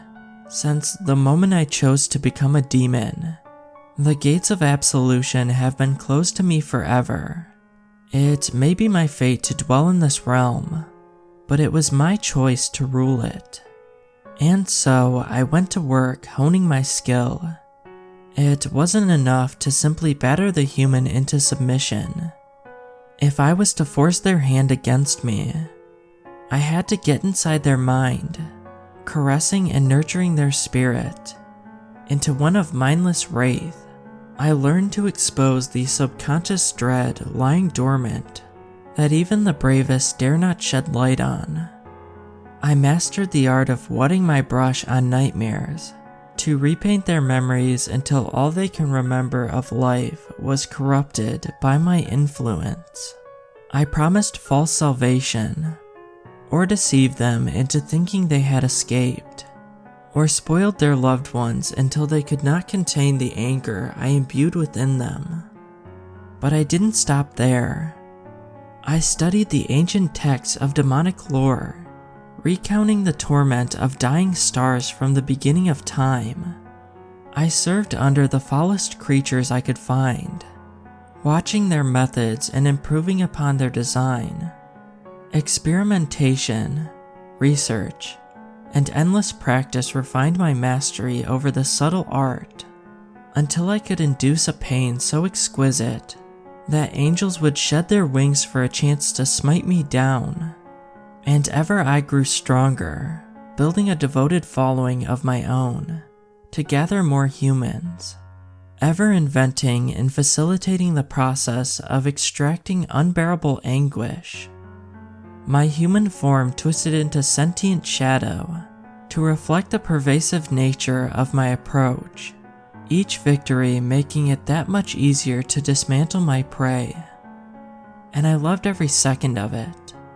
I relinquished my progression, and thought I could live here until the end of time, prospering and expanding my reign to all corners of the nether realm. Perhaps one day I would supplant the devil himself, designing my own games to watch the universe fold and decay under my guiding hand. And perhaps I would have continued this road forever, had it not been for the fateful encounter where I finally met my match. A human was pushed into the room with me, and the door closed behind. I had an hour to play, but I wanted more.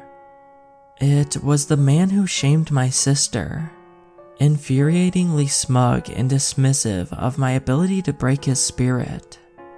I thought I would enjoy this more than anything, but to my mounting dismay, he stubbornly resisted my influence.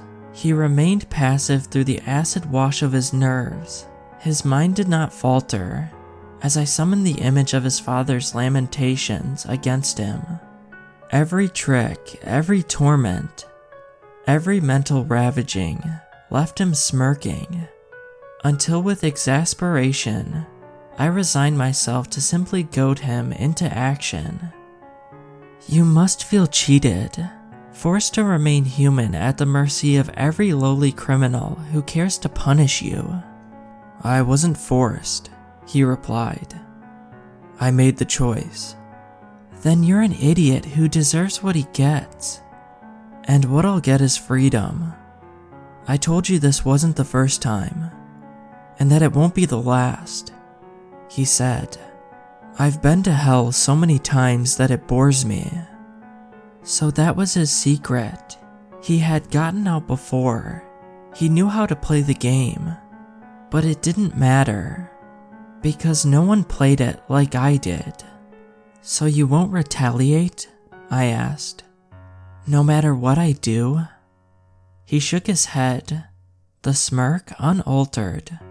I'm going back to Earth, and when I do, I'm going to remember this, like I always do. I'm going to wait until I've grown strong again, and just for this, I'm going to find your sister, and I'm going to do it again. I had almost forgotten about my sister, about the world above, filled with this myriad of joys and sorrows.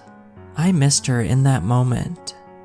I missed being alive, and as much as I enjoyed the role I had carved for myself here, I wanted to be back again. The thought that this monster would patiently wait out his trials, cheating the system over and over to return to his life of sin, it made me sick.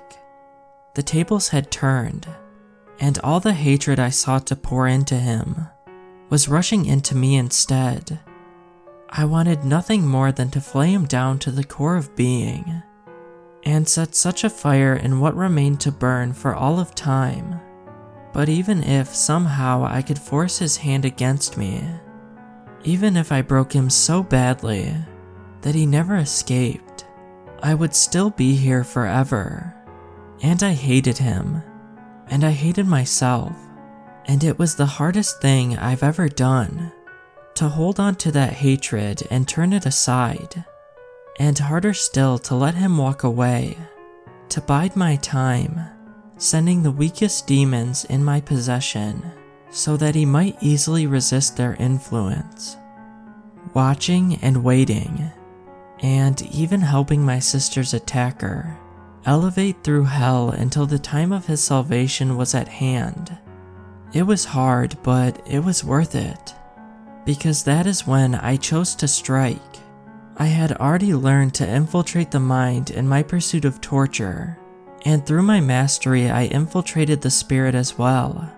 I hid within his soul when his judgment was passed, concealing my hatred within his, tempering my fire with this calculating patience, and when that soul was whisked away, I traveled with it, sleeping so softly within his dreams that even he didn't know he bore me as his silent passenger until the day he was born again on Earth, and I with him. The struggle was violent, but brief. It is easy to wrestle an infant's mind from them, and when the child's eyes opened, it was I who looked out. He may resist me yet, but I bear with me all the subtle crafts I honed in hell, carrying them to Earth where they can be put to better use. You see, hell is for the demons, but all the worst of us have found our way back home.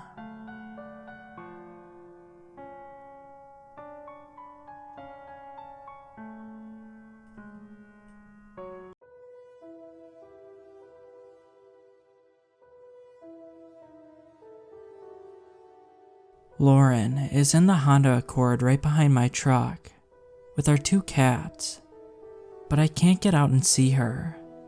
The last guy who got out was shot in the legs and then run over by a tank. We set out yesterday for Gainesville, Florida, where Lauren recently graduated from law school. We were moving into my home state of Maine to start a permanent life together. The drive was beautiful most of the way, and Lauren and I spent most of the time on speakerphone with each other to comment on it. A couple of times we passed through rain, and once a really wild thunderstorm that lit up the whole sky for miles. Then, about 8 hours ago, we hit a traffic jam on I-95 just outside Lewiston, Maine. I took a look at the navigation thing on my phone, but it didn't show any red areas of heavy delay. It also had some trouble showing my exact location though, so I lit a cigarette and I figured it would just be a few minutes. After about 15 minutes, I called Lauren. "How's it going back there?" I asked. In the background, I could hear the cats going nuts. "Not great," said Lauren. "Do you hear Hanky and Hattie howling? They started up as soon as we stopped. What's going on?" "Must be an accident that just happened. My phone usually gives me a heads up if there's planned construction or something." I heard one of the cats hiss, while the other one yowled. "I'm so tired," said Lauren. "I know, me too. Let's stop and get something to eat once we're through, yeah?" "Okay." "Alright, love you. Sorry about the cats." "Love you," said Lauren. I hung up and tried to get something on the radio. I have a base model 2006 Toyota Tundra, so no aux jack, and the CD player had broken years ago. During the entire trip, I had been at the mercy of radio stations, and for the most part, they didn't do much for me other than create a general atmosphere of annoyance. Now though, I couldn't even keep the radio on. What wasn't warbling static was some kind of distorted robotic voice, reading off a list of numbers and random words strung together. Across the whole radio band, same thing. I couldn't take it, so I shut it off. I picked my phone back up and went to check Twitter. All I got was that game where you have to jump the dinosaur over the cacti, faster and faster. And then it gets darker out and the birds come. No internet. Finally, Twitter did half load. So there was some intermittent reception there, barely. After a half hour had passed, I started to get angsty, and so did everyone else. People were sticking their heads out the window to try and see what was going on, but it was no use. The line of cars seemed endless. A few people got out of their vehicles to try and get a better look. I got out too, and started walking to Lauren's car. When I was halfway there, a voice cut into the air. It sounded like someone shouting through a bullhorn. "Return immediately to your vehicles. No one is permitted to be outside. This is your only warning. If you do not heed it, there will be severe consequences." What the hell is going on? Some guy shouted in a thick Boston accent. He was standing a few car lengths in front of me. An instant later, he was down on the ground, not moving.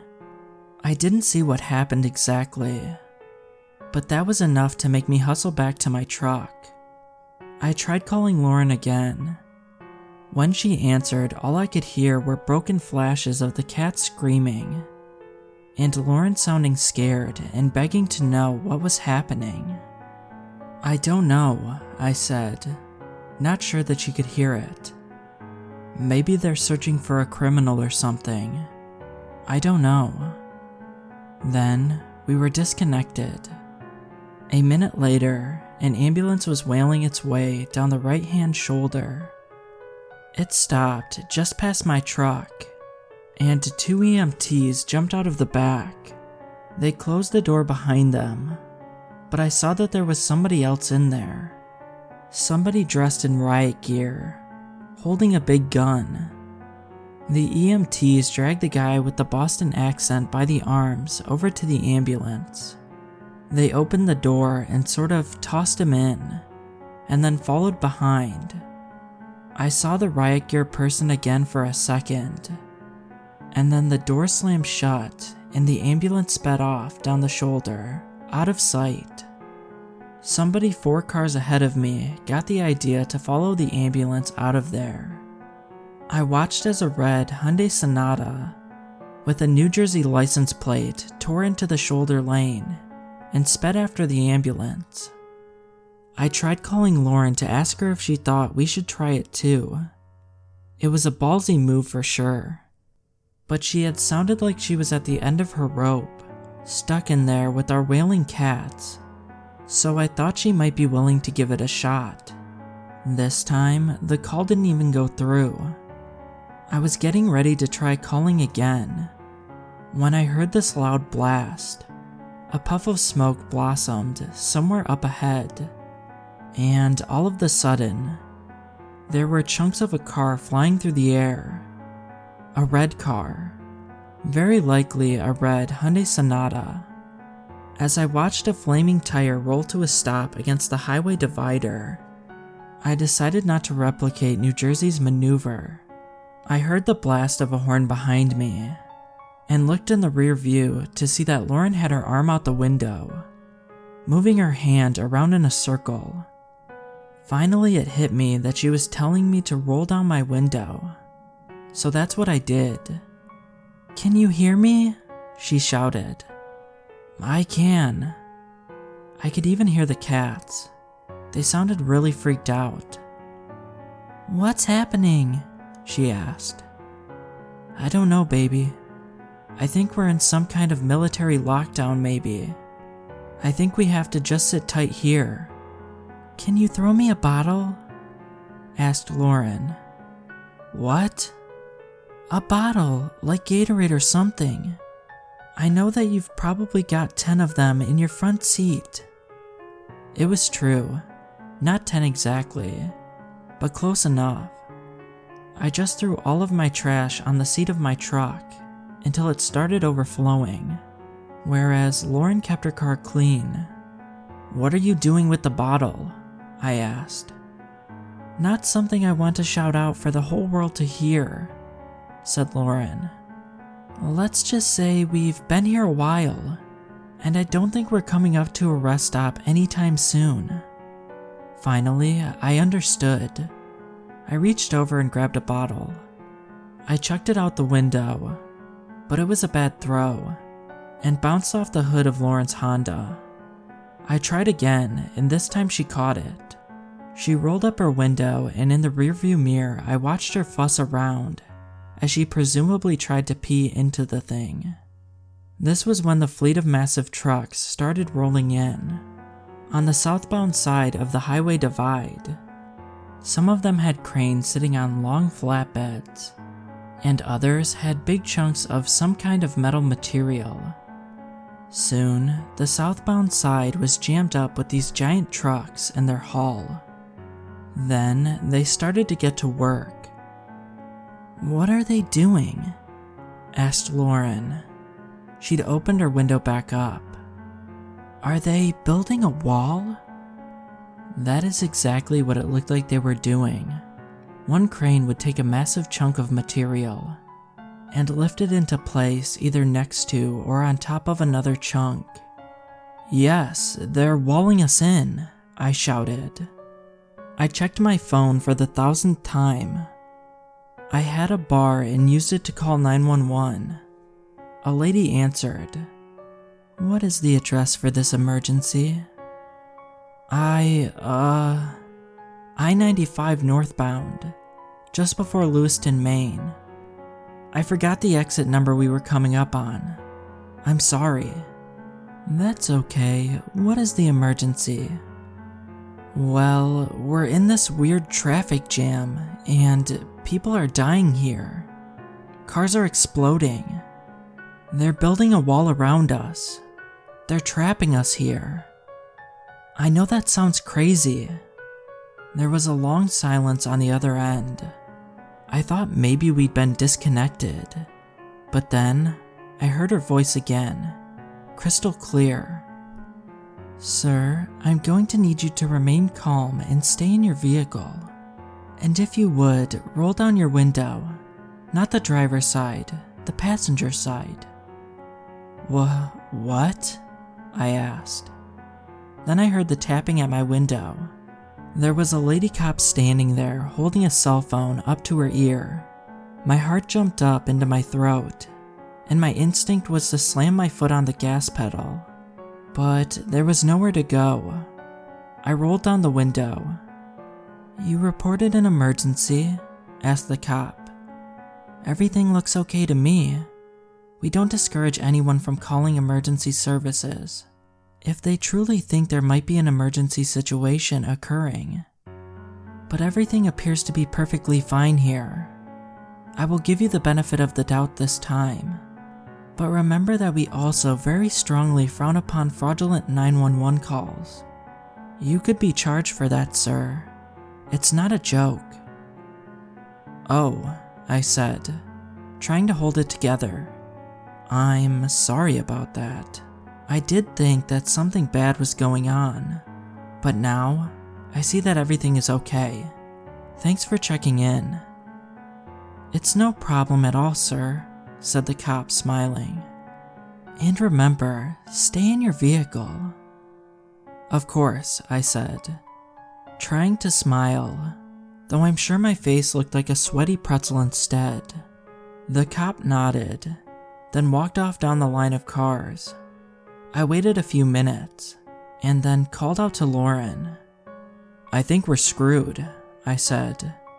"I called 911 and that cop was just here. She's the one who picked up.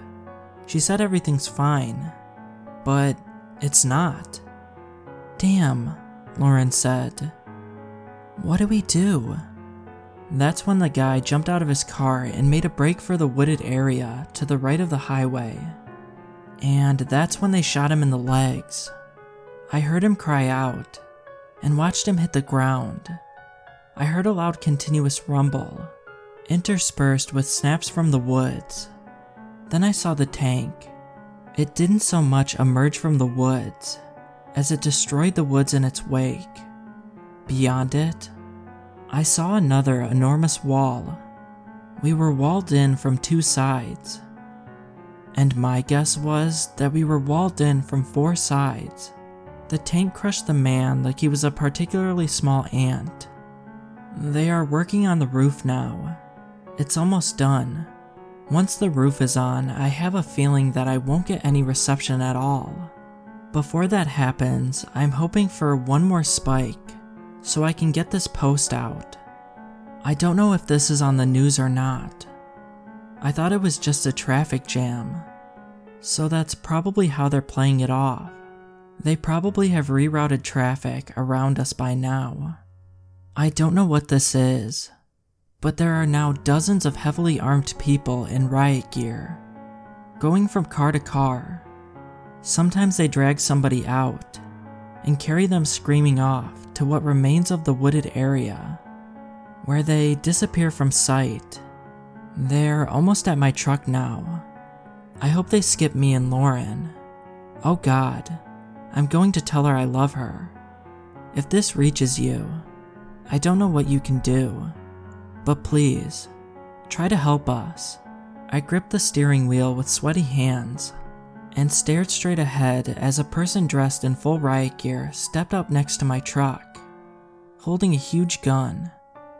I didn't know what to do, other than sit there frozen. "I'm going to need your driver's license, sir.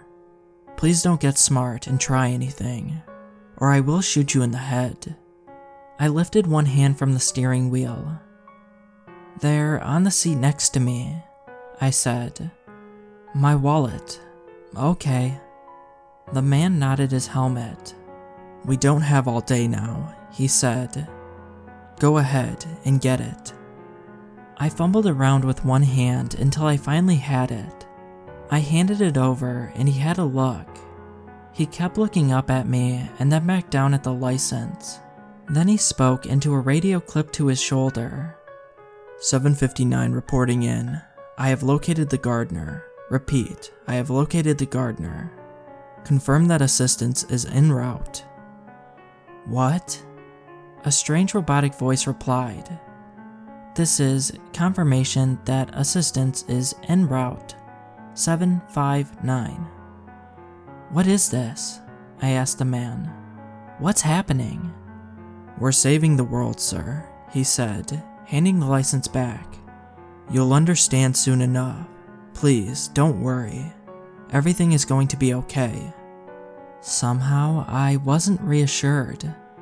Within a minute, 3 more riot gear troopers or whatever were marching towards my truck. Then they were all at the driver's side door.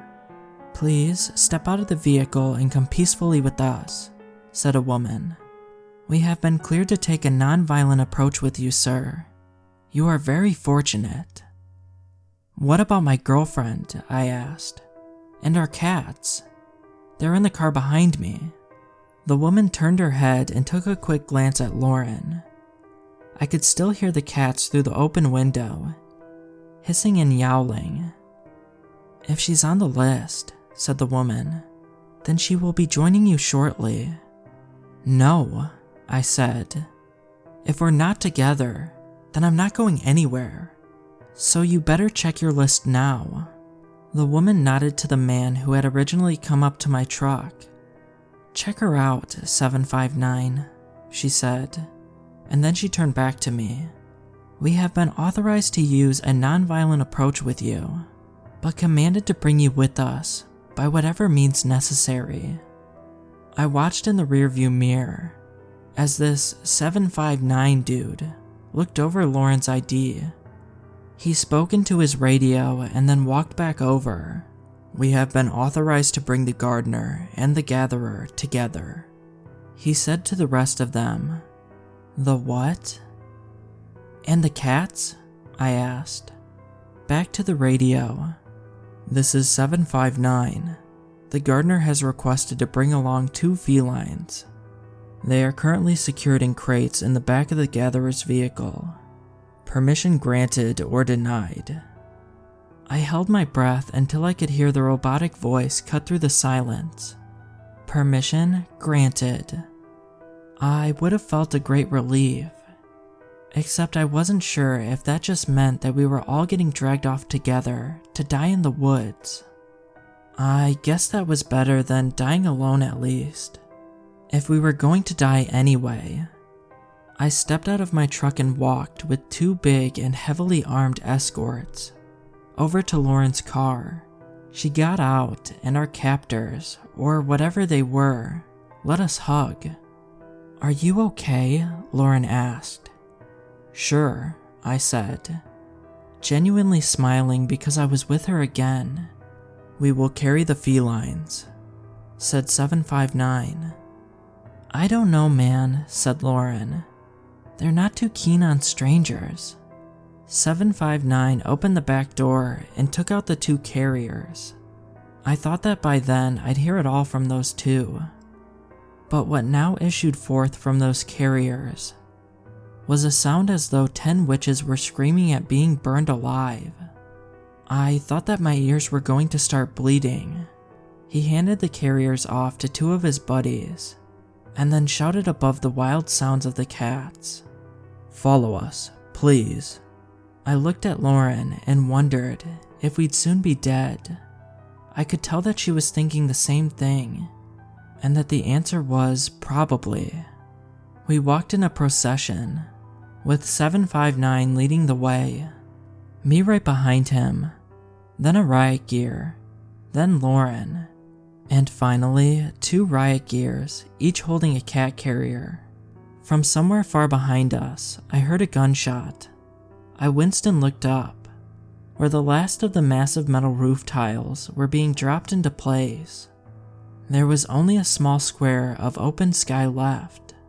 We walked silently through a short stretch of woods, until we came across a group of people huddled together in a corner, where one metal wall met another. There was another wall surrounding these people, though not one of metal. It was a wall of riot gears, pointing their guns straight into the crowd. "You 2 will go stand with the rest," said 759. "No matter what, do not move. If you move, you will die. We would strongly prefer if you didn't." "The cats?" asked Lauren. "Can I have them?" "Shortly," said 759, "if you do as you're told." We went and stood where the others were crouched. The area smelled as if people had defecated themselves. People were sobbing and muttering in fear. One woman stood up and made a break for it. She put her head down and started running. I expected the guards to shoot her, but they didn't. "We tried to save her," said 759. "But we sadly can't save everyone. She's dead now. You'll see." And then I did see. I heard the rumble first, coming from above. I looked up and had half a second to process what a coincidence it was that we were standing under the one square of the roof that wasn't filled in yet. This was followed by another half a second in which it dawned on me that the roof was actually falling down intact as one giant sheet of massively heavy metal. It did not take long for it to reach the ground. I stood there holding Lauren, looking around in shock. The roof was now the floor and had crushed everything, except for those of us who were below the one empty space. In an instant, it had crushed all of the trees and all of those cars with the people still in them. Everything. The woman who had run away. They were all dead now. Hundreds of people, flattened to death in the blink of an eye. All of the survivors were silent. The only noises were our two cats, Hanky and Hattie, who had somehow become even more wild. They were clawing at the side of their carriers, and then the thunder from overhead. I looked up at the now completely open sky and saw the darkest and thickest cloud I have ever seen. Bolts of lightning were shooting constantly from the darkness in every direction. We're in hell, I thought. What is happening? I asked Lauren. "I think the sky just fell," she said. A bolt of lightning crashed down several feet in front of us. The brightness made me instinctively close my eyes, and I felt an incredible heat. When I dared to open them again, I saw that the spot where the lightning had struck was glowing green. It got brighter and brighter, and then... It's hard to describe. It's like that spot of the floor was suddenly sucked away into nothingness, and in its place was a vast, seemingly endless black hole. "Everybody now, please, step into the portal," said 759. Nobody moved. We were all looking around in shock. "Everything is quite fine," said 759. "The travel will not harm you. 766, would you please demonstrate?" One of the guards nodded, and then walked over to the black hole. She turned around and stepped into it backwards, like she was climbing down a ladder. I watched in disbelief as her leg was swallowed up by the darkness. Soon, she was gone altogether. "What happens if we don't?" Somebody asked from behind me. "Then we will shoot you," said 759, very matter-of-factly. "You have all been selected for this journey, and it's our objective to see you safely through to the other side. But if you refuse, then you no longer serve a purpose, and our actions will reflect that reality." People started stirring. Those who had been crouching stood up slowly, but nobody was making any movement towards the hole. I squeezed Lauren's hand and then spoke up. "I'll go first." 759 nodded. "Excellent. A born leader. That's very good news." Then he spoke into his radio. "The gardener is incoming." I turned to Lauren. "You come right behind me, okay, baby? I don't think we have a choice. I love you." "I love you too," said Lauren, obviously fighting back tears. I broke away and walked towards the hole. There was just endless darkness there. I bent down and put a finger inside. It didn't feel like anything at all. I pulled my finger out and did like the guard did. I turned backwards and started climbing down the hole. It was very strange, as though the hole itself were very dense. So even though I couldn't feel anything solid under my feet, I could control my movements, and I didn't fall quickly into the darkness like I had feared. I stopped while my head was still in this world, and took one last look at Lauren. My God, she was beautiful. Then I ducked down and I was on the other side. It was a short drop to the ground, which I wasn't prepared for. After moving through the dense hole, the resistance was suddenly gone, and I panicked as I fell. But it was only a couple of feet, and I recovered quickly. I still have not yet recovered from the strangeness of the world that I landed in. All around me, the ground was made of black rocks. I could occasionally see shocks of red scattered among the rocks. I later found out that these are some kind of plants. Above, the sky was covered in those same dark clouds that I had seen before. Bolts of lightning shot out continuously from them, and in the distance I saw what looked like a single mountain standing tall. Other than that, the landscape was completely barren. It was mostly those rocks as far as my eye could see. It instilled a sense of hopelessness right away that to a large degree hasn't left me since the moment I've arrived here. There was a greeting party waiting for me. More of those people in their riot gear. "Welcome, gardener," said one. "We've been waiting for you." I saw Lauren's shoes starting to emerge from the black hole, which was floating about 10 feet above the ground. "What is this place?" I asked. "Why are you bringing us here? Why are you calling me the gardener?" "The professor will explain everything," said one of the guards. Oh right, of course. And here I was worried about things. "And who is the professor?" I asked. Lauren was in up to her waist now. "You'll meet with them soon enough," said a different guard. He pointed off to the massive mountain. "There." Great. I walked over and got ready to catch Lauren. I didn't want to grab her legs yet and freak her out. Finally, she emerged fully and dropped into my arms. "Hi," I said. Not exactly the honeymoon we talked about, but I guess it'll have to do. Off in the distance, we heard something shriek. As soon as everyone was through the hole, including Hanky and Hattie, we set off together for the mountain. At first, we worried about our cats, but it turns out there was no need. They are strangely calm here, and have been walking along with us, outside of their carriers, and they're not alone. I mean, there are other cats here. We will be walking along, and a cat will pass us by from the other direction, just nonchalantly swinging its tail.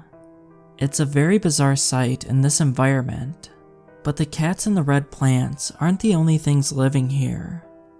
We found that out on the first day. We were maybe halfway to the mountain when somebody in the group shouted out, "A snake, there, in the rocks." I looked down for a moment and it really did look like a snake, until it arose. I saw it in a flash, but I'll never forget it, especially because I've seen many more since. Its body was skinny and scaly like a snake, but it had appendages. Its arms were black bones, as if taken from a human skeleton and then scorched in hellfire. They were the same color as the rocks, which made them blend in when the monster slithered around on the ground to sneak up on us. At the end of the bone arms were long and sharp claws. These now tore into the person who had cried out, slicing her up into a plumpy mess in an instant. I didn't see the head that time, because there really isn't a head.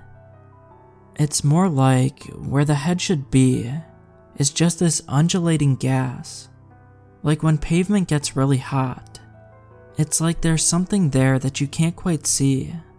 The monster picked up the dead woman and scampered off with her, as our guards fired off dozens of rounds. It was no good. The thing got far enough away and disappeared with the corpse. even though there was nothing to disappear behind. They travel in the ground, crawling through the rocks, and somehow manage to drag their victims down there too. "You have to hit them in the heart," said 759. "The good news is, they have 3 of them." We started with 43 people in our group, not counting the guards. We're down to 20. Not all of the dead have been claimed by monsters. Some have simply dropped from exhaustion. The mountain is steep, and there's not much we can do to help them. We're given periods of rest, but not long. Instead of water, they give us something that seems to keep us going. It tastes very bitter, almost like drinking straight lime juice, but more metallic. After we drink it, we don't need to eat, or hydrate, or sleep. I have seen a few lucky people doze off for a bit, but most of us are on full alert all of the time. It took a full day to reach the foot of the mountain, which is somehow just more black rocks piled on top of each other, and we've been climbing for 3 days now. There is never any change in the sky. No sun, no moon, just dark clouds, constantly spitting out bolts of electricity. The only way that I can mark the passage of time is by looking at my phone, which somehow has full battery life, despite being on the verge of dying before we stepped into the hole. I have checked my mysteriously charged phone a million times for reception. Most of the time there's none. In fact, most of the time there is only a string of numbers across the screen. But sometimes I do get reception. I've been able to listen to 27 voicemails from worried friends and family, but haven't been able to make any calls. Sometimes I can access certain websites. I don't know why, but I've found that the internet works in a limited way when one of our cats is curled up on my lap, nudging the phone with his or her chin. There is some kind of deal with cats in the hellscape we find ourselves in now. I wish I could tell you more. I wish I knew more. For now, we're getting ready to march again, up the mountain to see the professor. It feels like we've been doing this for years, but I know it's only been a few days. We only have a few minutes of rest period left, and I want to spend some time with Lauren. So I'm just going to try to send this out. I hope it gets to you. Your encouragement last time has really played a big part in keeping me going. A part of me wants to grab Lauren and the cats and just start running, but there's nowhere to go. It feels hopeless, but reading your messages has been a beacon in an otherwise utterly dark world. At the top of the mountain, there was a large hut that appeared to be constructed of black bones. As we approached it, Hanky and Hattie started freaking out for the first time since we entered this strange and horrible world. "You are to meet the professor, 4 visitors at a time," announced the guard, 759. He half lifted his gun and used it to point at a woman who was near the front of the group. "You," he said. Then he selected 3 more people. You, and you. You may enter now. You may become enlightened." The 4 people looked at each other nervously. They were obviously hesitant to enter the black bone hut, and I didn't blame them. It seemed somehow that death himself was in there, waiting to swallow us up. Hattie let out a particularly mournful yowl as the dark clouds above continued to spit out endless bolts of lightning. "Now," said 759, lifting his gun fully.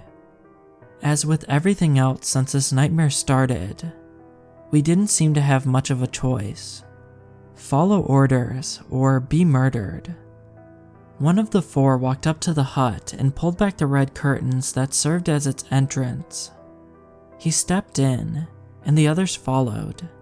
They were in there for a while, maybe an hour. we sat outside waiting for our turn. It was the longest amount of time we had been still since stepping through the black hole.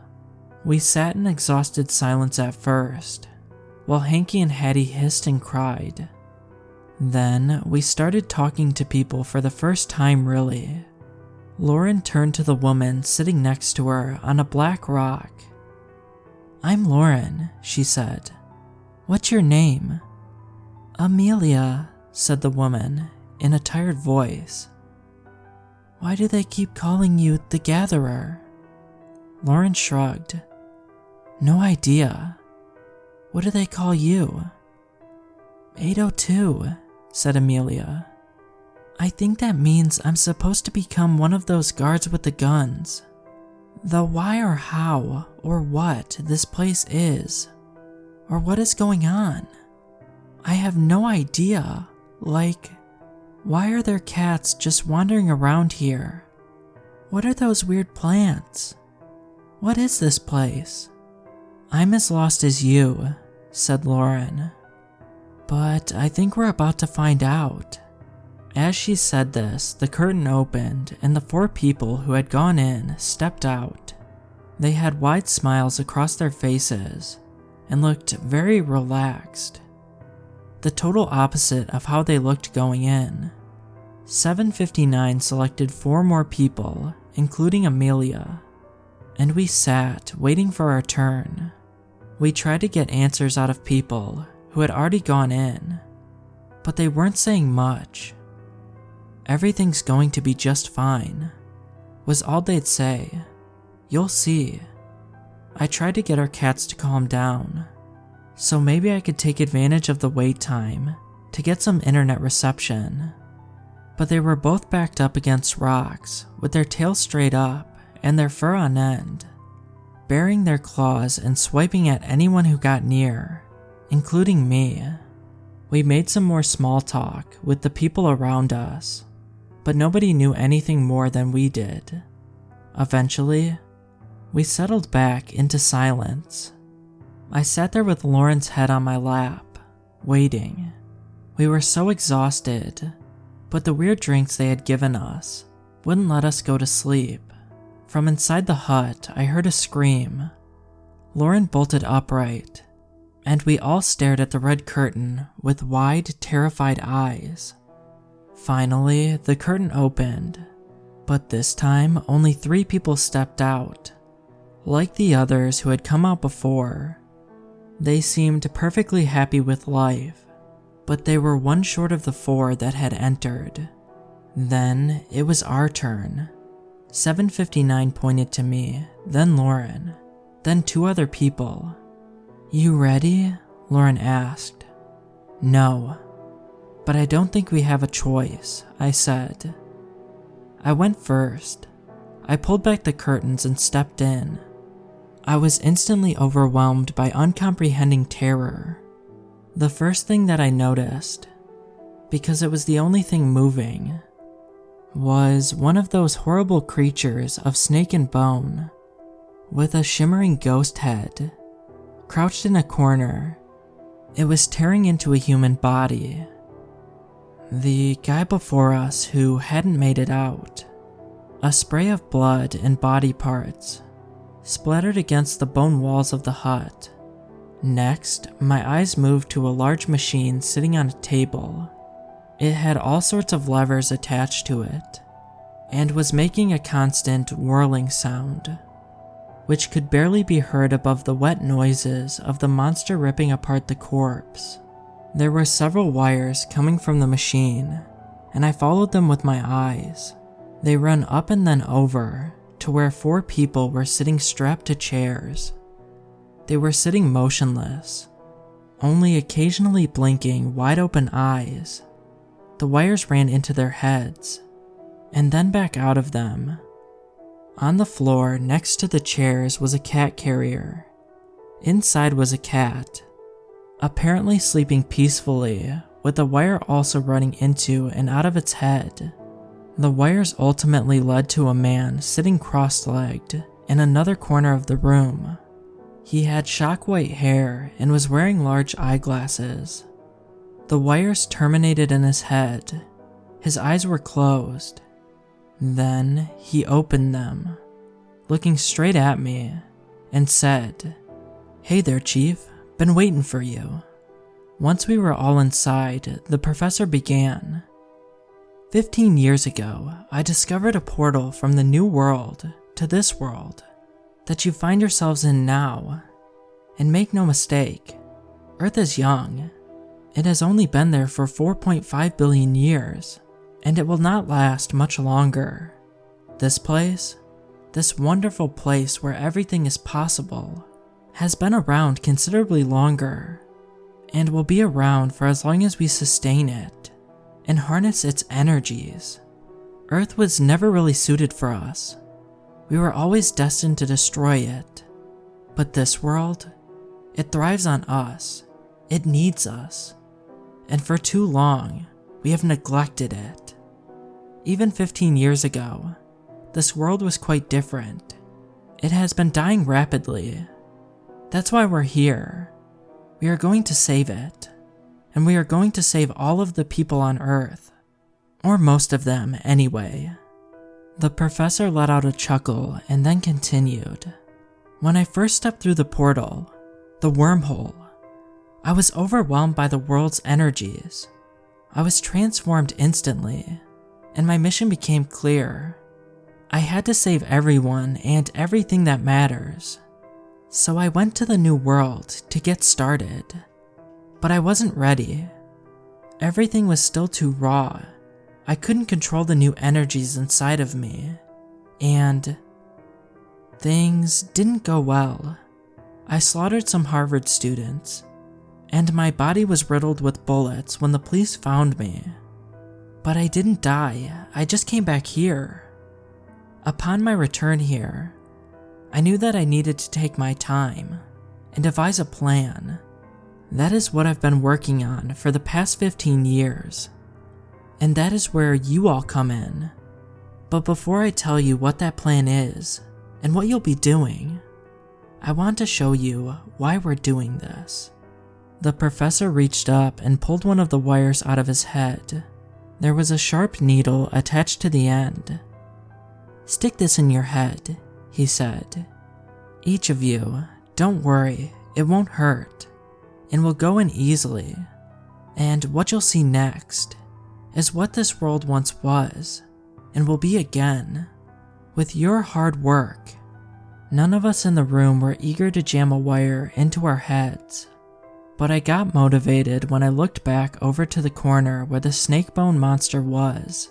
It had finished its work, and was now standing up over a puddle of blood and pulp, presumably watching us. "Okay," I said. I walked up to the professor, took the wire, and jammed it into my head.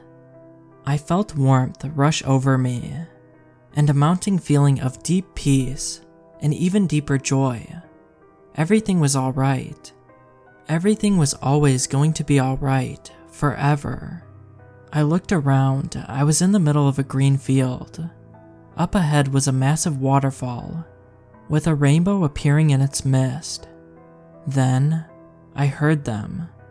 Children laughing in pure delight. I turned around and saw hundreds of people in the field then, all smiling and playing and holding hands. Behind the people was a grove of trees ripe with bright, colorful fruit. Then I was lifting off the ground like I was flying, getting higher and higher. I felt someone squeezing my hand and looked over to see Lauren. She was smiling in the sunlight, looking drop-dead gorgeous. We kept rising, and I looked down. I could see the whole world. It was full of beautiful landscapes, and somehow, I could see the people there too, although they should have looked like specks of dust. They were all so happy. There was no misery there, no poverty, no starvation, no strife, no murder. Everything was good and easy. Everything was provided for. Everyone loved each other. It was the most beautiful thing I had ever seen or felt. It was perfect in a way that's beyond description. Suddenly, I was standing back in the bone hut, staring at the professor. He had pulled the wire out of my head. "Pretty good, huh, Chief?" he asked. Then he pulled the wires out of Lauren and the two others. "We can have that again," said the professor. "And we can bring everyone from Earth here, so that they are not stuck on a doomed planet. We can make a new home that will last as long as we can sustain it." "How?" I asked. "You are the gardener," said the professor. "Those red plants you see every now and then, those are what gives this world its energies. We need more of them, and you are going to tend to them." "I've never planted anything in my life," I said. "I don't know anything about it." "Oh, you're underselling yourself," said the professor. "Your hands, they're glowing green. You can't see that?" "No, of course not. You're not ready. But you'll know what to do. And you already have plenty of work to do. By my count, there are already 23 human hearts here to plant." The professor looked over to the corner, where the monster had torn apart the man. "Oh, my mistake, 24. Outside we heard a sudden burst of gunfire. "Make that 32, said the professor. I struggled to grasp just what was going on. It was overwhelming, all of it. "The plants are human hearts?" I asked, torn between horror and amazement. "Now you got it, Chief," said the professor, smiling. "And the better, more virtuous the person, the more energy that her heart plant will release into the world." The professor turned to the woman who came in with us. "Your heart glows gold, my dear. That is why you're the judge. You will travel the new world and find the purest hearts for the gardener to plant." Next, he turned to Lauren. "And you, with the silver tongue, you're a master of persuasion." Well, he's right about that, I thought, looking down at the pink flowers on the shirt I was wearing, which she had picked out for me. "You are the gatherer. You must also return to the new world and convince these people, the ones whose hearts we need, to gather at certain places, at certain times. Their hearts must enter this world still beating for this to work." The professor turned to the other man in our group of 4. "And you are the engineer. Your brain flashes with electric energy. You will help me work out some technical issues I've encountered. Our goal is ultimately to be able to control when and where the wormholes open. I achieved that once, 15 years ago. But that was when this world had far more energy." "So you didn't cause the wormholes to open up?" asked the engineer. "The one that brought us here?" "No," said the professor. "I was given advanced warning of it, due to the energy spikes coming from the new world. That's why I sent my agents in that world, to set up the blockade." "But why us?" asked Lauren. "I know we have glowing body parts or whatever. But how did you know that? How did you know that we would be there?" The professor shrugged. "I didn't. But once you were there, I could detect your energies. I knew your names. I have ways of communicating with the new world." He pointed first to the cat in the crate, and then to the giant whirling machine. "It is powerful, but imperfect. That is one thing that the engineer will help me with. At any rate, once I realized that there would be a mass amount of people within range of the wormhole, I decided that now would be a good time for serious recruitment." "And the others?" asked the judge. "The ones who got crushed in their cars. Some were brought here to be soldiers. Some were brought to be plants. And you all were brought to serve your purposes. but some have no purposes whatsoever. Initially, there will be some unfortunate sacrifices, but once we have this world back to where it was, and once we can control the wormholes, we will bring everybody here. It will be paradise. You've seen it yourself now. You know it's true. I've got a question, I asked. What is it, Chief? What's the deal with the cats here? The professor shrugged. They've been here forever, for many billions of years. At some point, a few wandered into a natural wormhole, and so now they are in both places, the new world and this one. They are very useful. They are a link between the worlds. Now, if there are no more questions, it is almost time to get to work. You've had a long journey, so for the remainder of the day, you will rest. Tomorrow evening, a small wormhole will briefly open, allowing the Gatherer and the Judge to return to the new world and begin their work. I believe you will land somewhere in the Midwest of the USA, though it should become clearer where exactly as we get nearer. The gardener and the engineer will stay here with me and begin their work. That is, assuming that nobody objects to their assigned roles. I took another look at the puddle in the corner. No, I said. We're good. Once we were outside again, the guards let us past the bodies that were gunned down, and over the peak of the mountain. There, on the other side, was a large plateau that held an incredible oasis. All around it were the same black rocks and dreary landscape. Then, encircled by a ring of those red heart plants, were lush green fields and sparkling ponds. I could see trees overflowing with fruit. A small break in the clouds allowed the sun to shine through onto that one spot. As soon as we were away from the bone hut, Hanky and Hattie settled back down. We walked as a group to the oasis, where several huts were waiting for us. These ones weren't made of those black bones. Soon, said 759, waving his hand in front of him.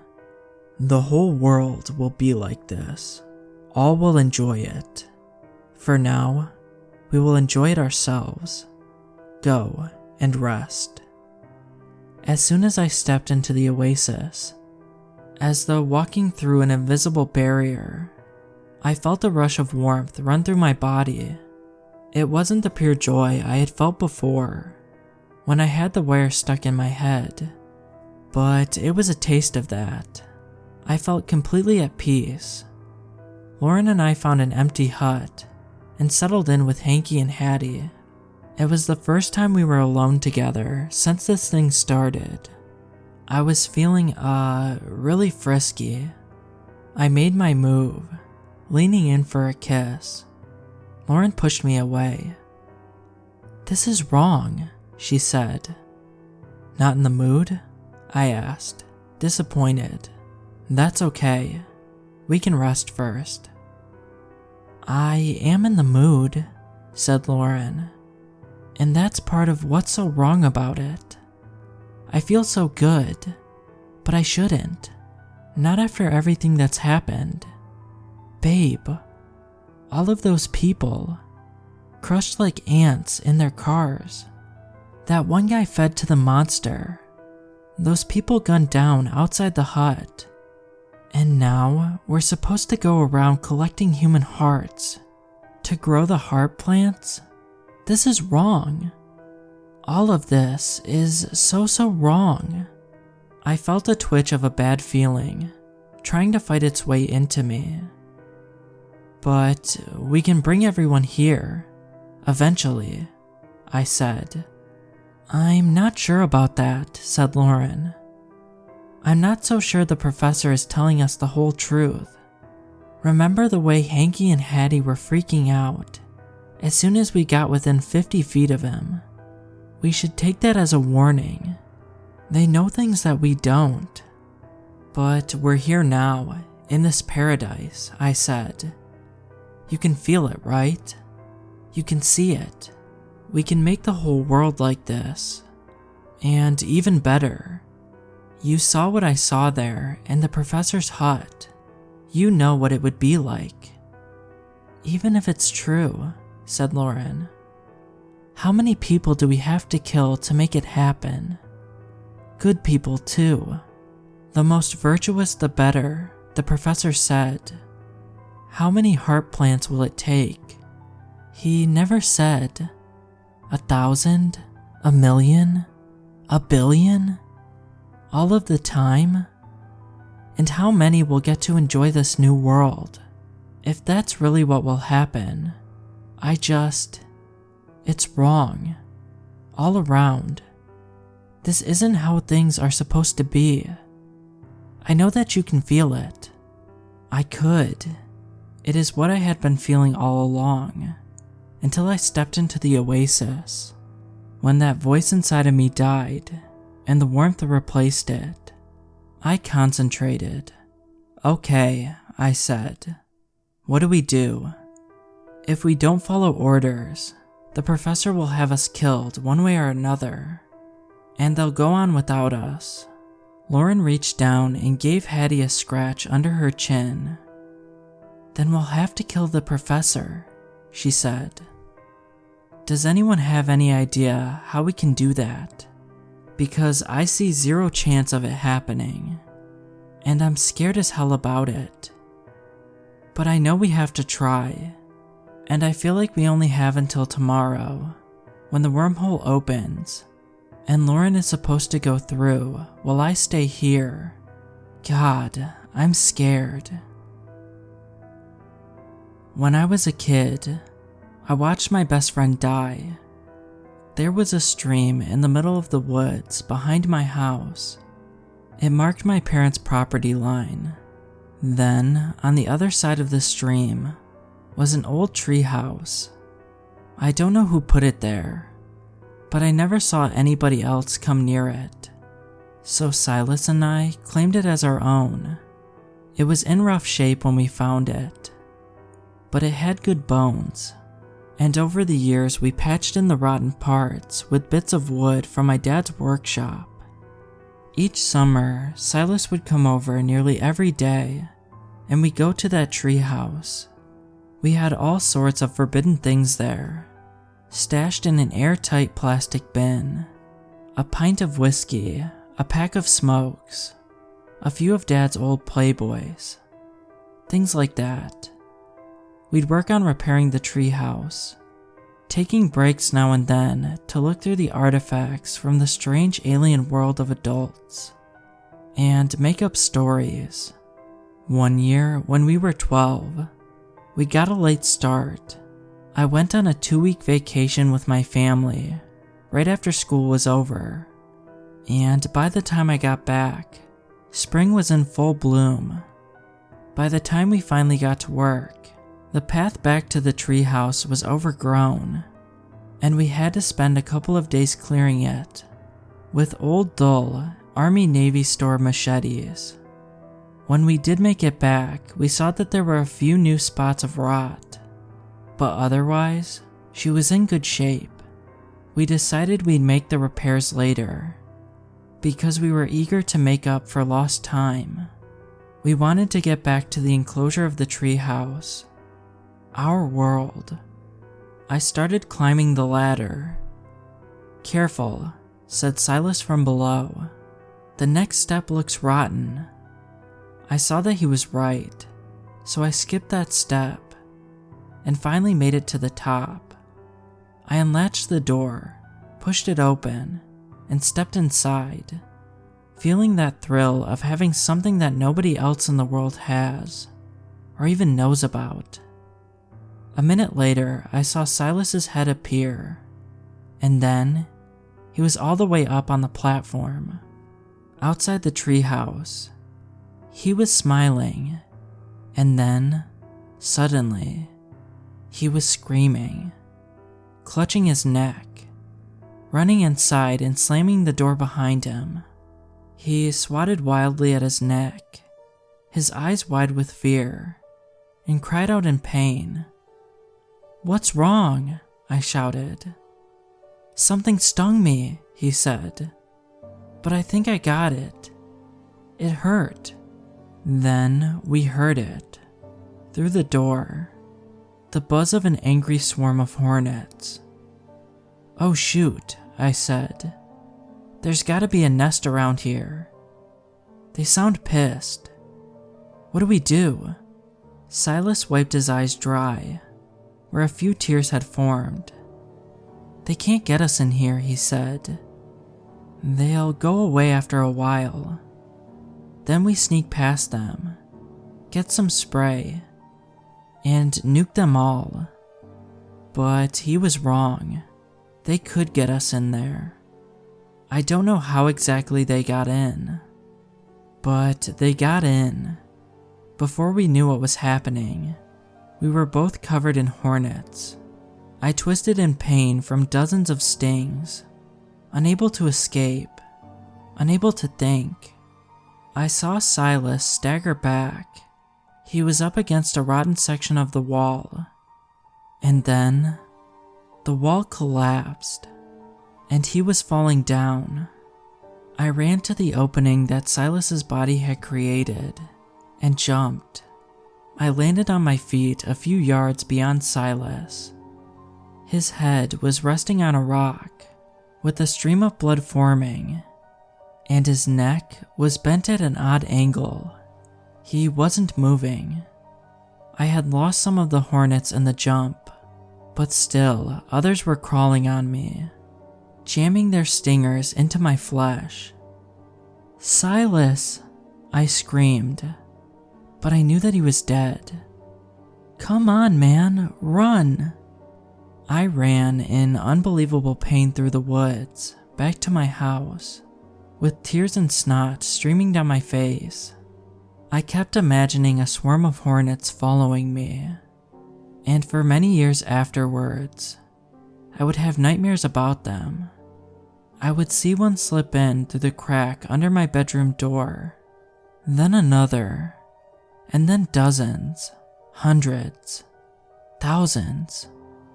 The door would swing open, and Silas would be there, dead, but still somehow standing, covered in hornets. Lauren and I are back on planet Earth. We didn't kill the professor.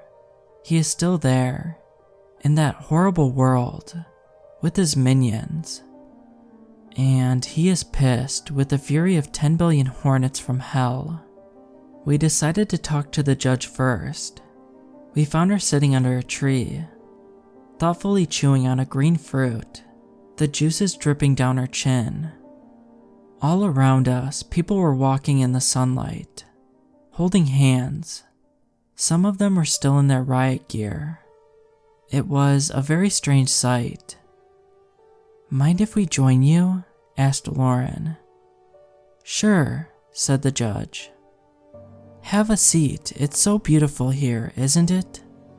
It was, and I had to keep fighting that feeling of deep peace to stay focused on our mission. "Yes," said Lauren, sitting down next to the judge. "Can I ask you something?" "Shoot," said the judge. Lauren lowered her voice. "Well, you're supposed to be this amazing judge of character. So, what do you think of the professor?" The judge frowned. "What do you think of the professor?" she said. I started to get nervous. On the way over there, we could hear little flashes of conversation from the people walking around the fields. Much of it was Professor this and Professor that, all about how great he was, like they were brainwashed or under some kind of spell. It seemed dangerous to share our plan with other people. At the same time, I knew we couldn't do it alone. "Lauren," I said, "maybe we shouldn't." "It's all right," said Lauren. Then she turned back to the judge. What do I think of the professor? I think that at a minimum, he's not telling us the whole truth. He's probably lying about everything. I don't trust him at all. I held my breath as the judge looked around silently for a moment. Then she spoke. Thank God, I thought I was the only one. My name is Darcy, by the way, and I run a bookstore in Michigan. Or I did anyway. The only thing I've ever judged is a pie contest. So I can tell you, I don't know where all this judge stuff is coming from. And the other thing I can tell you is that professor guy is a creep. No, he's a monster. Killing all those people, even if what he said is true. There was no need for that elaborate massacre. The guy is sadistic, I know that much. I let out my breath in relief. Then you're with us, I asked. With you? We're going to stop him. We're going to stop the professor.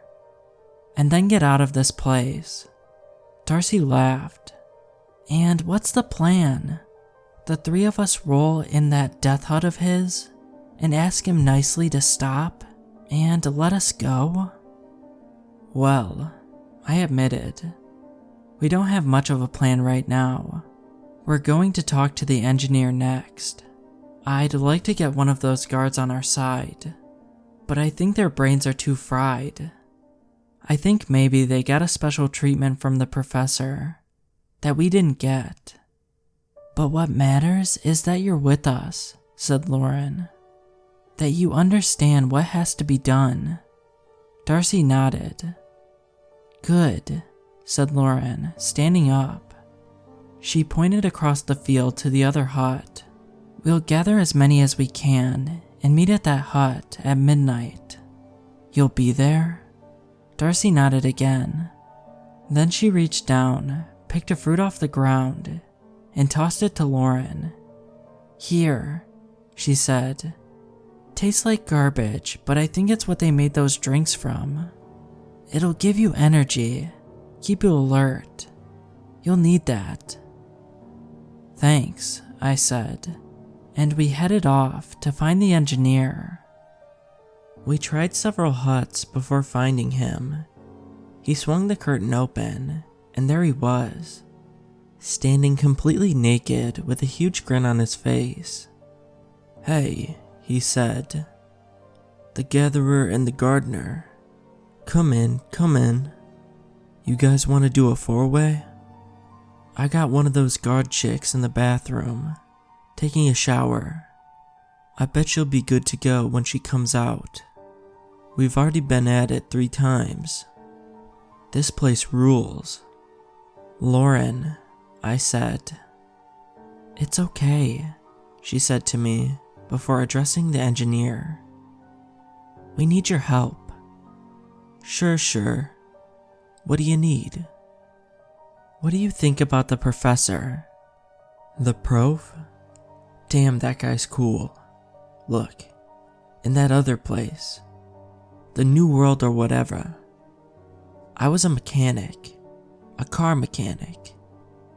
Wasn't a bad life as far as lives go over there. But listen, I haven't been laid in about a year. And over here, I'm kinda sort of a big shot, I guess. You guys too. Everybody's talking about how great we all are. Doesn't it bother you? Asked Lauren. All those people that died. All those people we're supposed to kill. The engineer shrugged.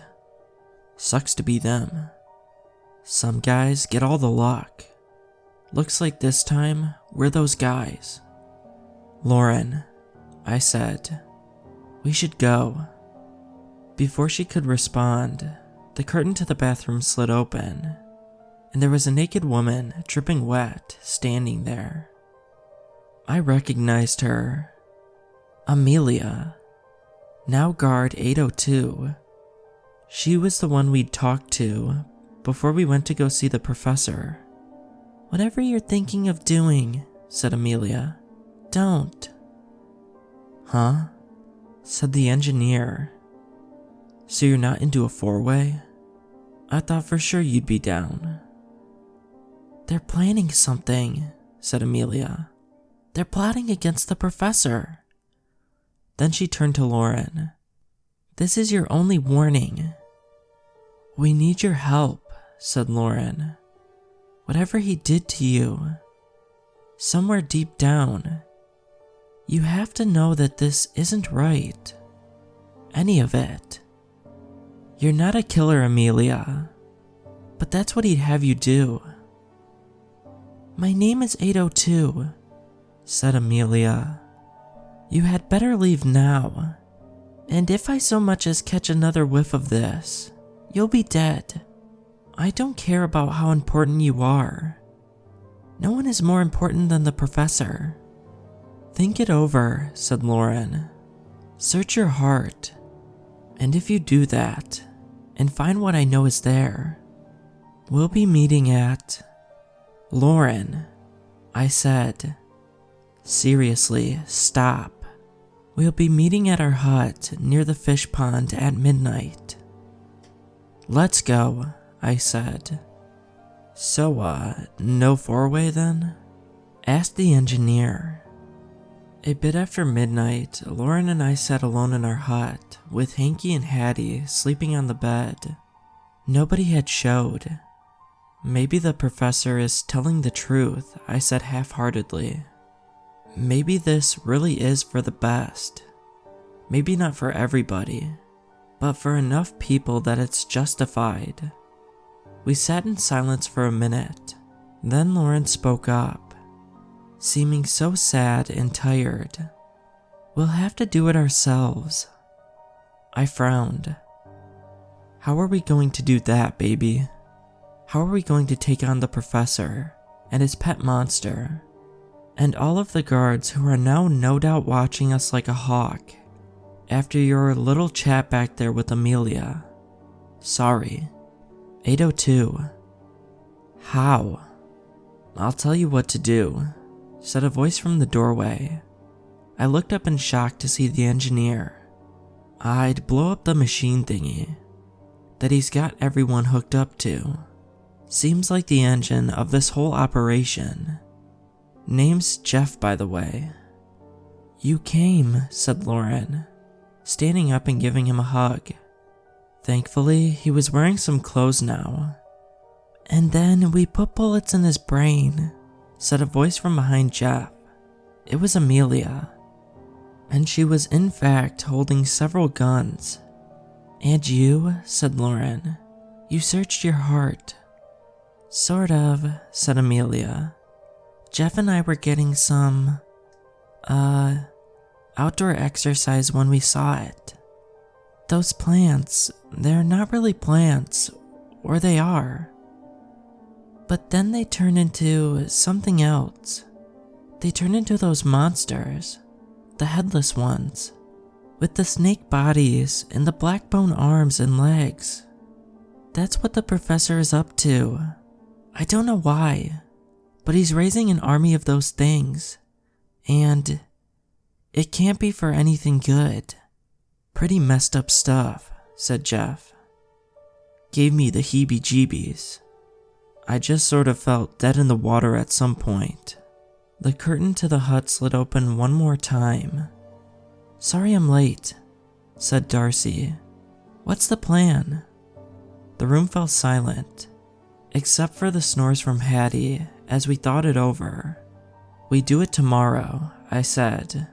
When Lauren and Darcy are supposed to go through the wormhole, we wait until the wormhole opens, so we have a way out if it goes sideways. First, we get the professor, shoot him in the head. Then Jeff gets the machine, while the rest of us cover for him. I don't know what it is, but I don't think we want to leave it behind. Then we get the hell out of here. It sounds almost easy when I said it like that. The next morning, we were gathered together in the professor's bone hut. As before, there was the machine sitting on a table. where it up to 4 people strapped in chairs, and then the cat, and finally the professor. A few guards were in there with us, including 759, who had been with us since the traffic jam, and 802, our woman on the inside, and the monster. The headless snake-bone monster was in there as well. I felt the pistol pressed up against my tailbone and prayed that it didn't make a visible bulge. "In a few moments," began the professor, "the wormhole will appear 3 feet to my right. To clarify, because I believe in full transparency, I am able to predict where the wormhole will open in this world with 100% accuracy, far in advance. That is why I chose to construct my hut here. I have been planning this for some time, as to where the hole will open on the other side. That is less clear, but I have narrowed it down to somewhere in New Mexico." I looked over at the engineer, Jeff. He was trying to act casual, leaning against the machine, but he looked obvious to me. Sweat was pouring down his face. The professor went on. "It is imperative that we do this now. The gatherer and the judge will make their way to the new world, accompanied by the present guards. I do wish that I had more time to brief you, but the next wormhole will not open for some time, and our work here is urgent. You will learn your roles as you go. There's nothing to it, really, and I know you'll all catch on in no time." The first person in the row of chairs began to shake, at first gently, and then more violently. "It is beginning," said the professor. "Wait," said Lauren. "I want to say goodbye to my cats first. They're just outside." That wasn't any secret. We could all hear them wailing away. "The gardener and I have decided that they will stay here, so that at least he can send messages to me." The professor shrugged. "That's fine, but please hurry. And there's no need to worry about communication, as we have implemented a very sophisticated system. But I agree that the cats will likely feel more at home here." "I'll be right back," said Lauren. And that was the signal, or it was supposed to be. "Wait," said Darcy. I saw Lauren shoot her a panicked look. This wasn't the plan. My heart was up in my throat as I reached behind me for my pistol. The second person in the line of chairs started to shake as the first person gushed blood from his nose. "They're going to try and kill you, Professor," said Darcy. She sold us out. At once, the 7 guards in the room raised their guns and pointed them at various people, including me and Lauren. Amelia played along. "Is that so?" asked the professor, grinning. "Who was planning on killing me?" He looked at me first. "Say it ain't so, Chief." Darcy opened her mouth to speak. Then there was a bang, and a mist of blood sprayed from the other side of her head. She dropped to the ground. Then there were 6 guns pointed at Amelia, who had fired the shot. 802, said the professor, shaking his head. "That's too bad. You would have made a fine soldier, but I may let you live yet. Tell me, who else was planning on killing me? The idea is laughable, but can't go unpunished." "Just me," said Amelia. "What you're doing. I've seen it. I've seen what those plants turn into. They turn into them." She pointed at the monster in the corner. "You lied to me, and everyone else." I had my hand behind my back on the grip of the gun. I didn't know what to do. "Is that true?" asked Lauren, in an amazing calm voice. "Is that why you would have me gather pure hearts for you? To turn them into monsters? Why?" "799, said the professor. "Shoot 802 in the head." There was a gunshot, and then Amelia was dead. "Have you been lying to us?" Lauren pressed. "All of us. Your soldiers too. Have you told them what you're doing?" The third person in the line of chairs started to shake. "It's not a lie," said the professor. "If you do as I say, you'll know glories unlike you can possibly imagine, dear." "Do the plants turn into monsters?" asked Lauren. She was in litigation mode. She had the bastard up on the stand. I just hoped it would work. "They're not monsters, Gatherer. They're beautiful." "But that's what you're doing, right? Raising an army of them. What are you going to do with that army?" The fourth person in the line of chairs started to shake, as the previous three bled profusely from their noses. The professor sighed. "I'm going to take over the world," he said. "We are going to take over the world, not this miserable world we're in now, with its empty parlor tricks. Earth, the real deal. We will rule over it justly, for the first time since it came into existence." I could see the confusion spread over the guards' faces as I gripped my gun tighter. Off a few feet to the professor's right, I saw a pinhole of pure blackness appear in the air. The wormhole was opening. "Is that true, boss?" asked 759. That was what the game was this whole time. Raise an army of these things to bring over to the other side. "Yes," said the professor. "But everything I've told you is true. Once we conquer it, Earth will become paradise." The monster in the corner of the hut took a step forward out of the shadow. For the first time, I saw the head clearly.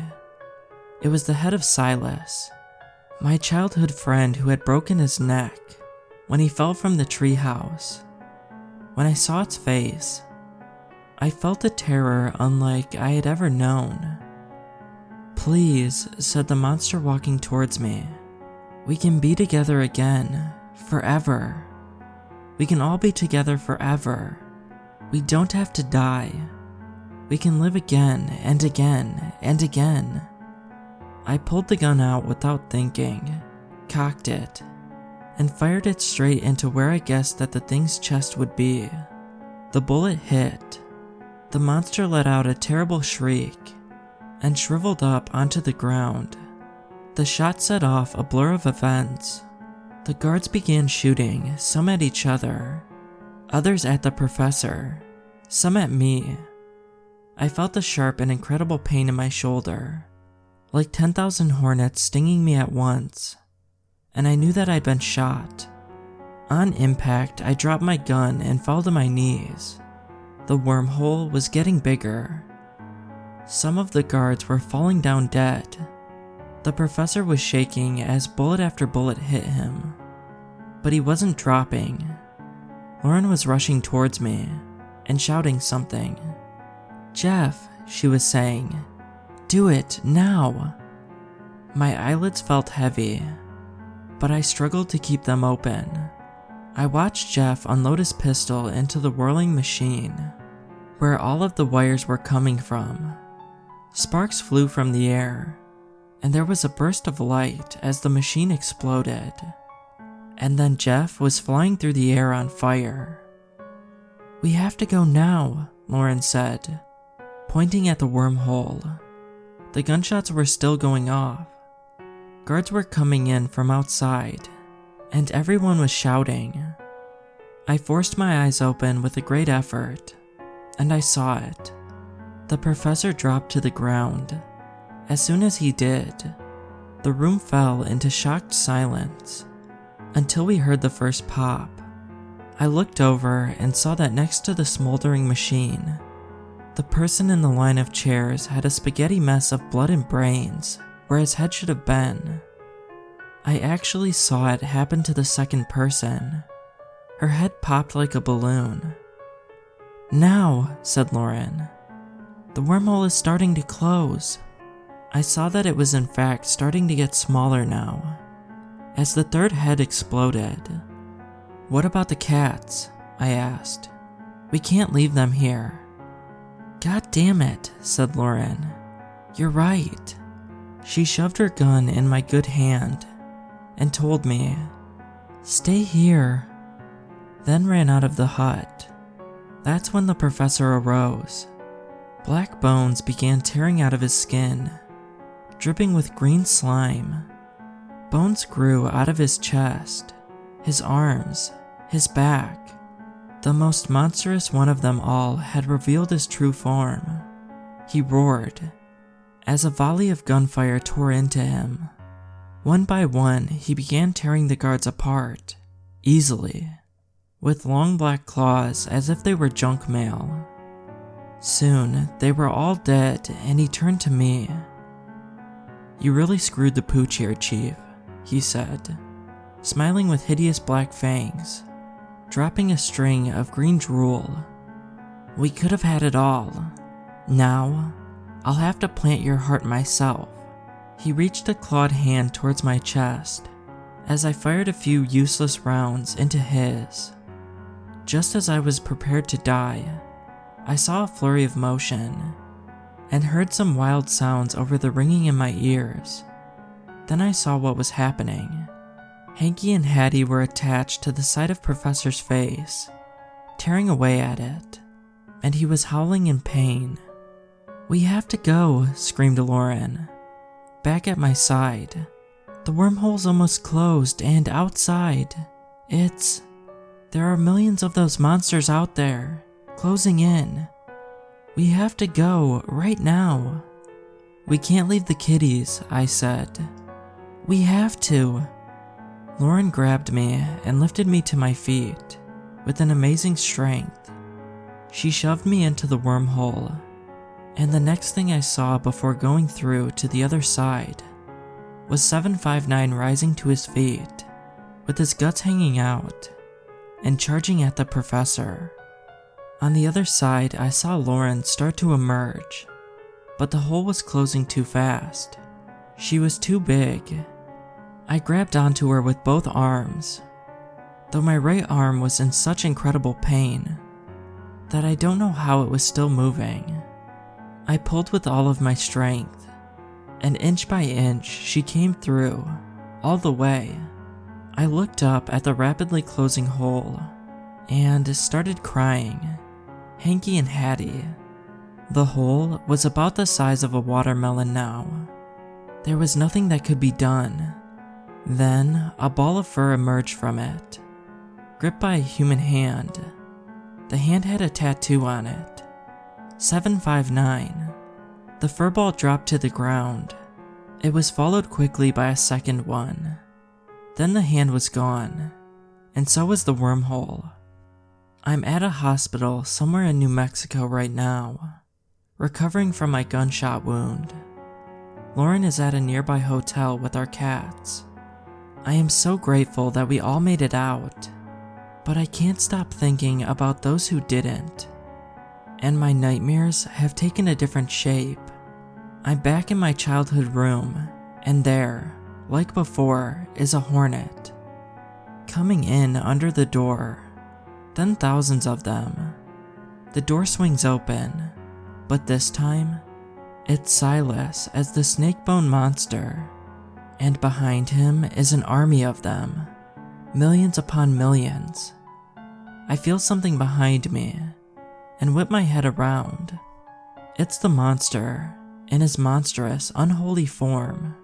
His black fangs are dripping with green slime. Hey there, Chief. It's not wise for me to be posting this. The professor has agents in this world. I don't know how many. I think we destroyed his main means of communication when we destroyed the machine, but who knows? I was able to post across worlds just by my cat rubbing on my phone. It's not wise for me to be posting this, but I have to. First, I have to let you all know that we're okay. Or at least, alive. So many of you showed such warm concern for us throughout this. I can't let you down by going silent before I tell you how it's turned out. The other reason is that I need you to be prepared. The professor is still there, I think, alive and fuming in the other world. And he has an army, a massive army of monsters. His plan is to bring them here and take over this world. We have slowed him down, I think, but we haven't stopped him. Thank you all. If I find out anything major, I will update again. Until then, take care.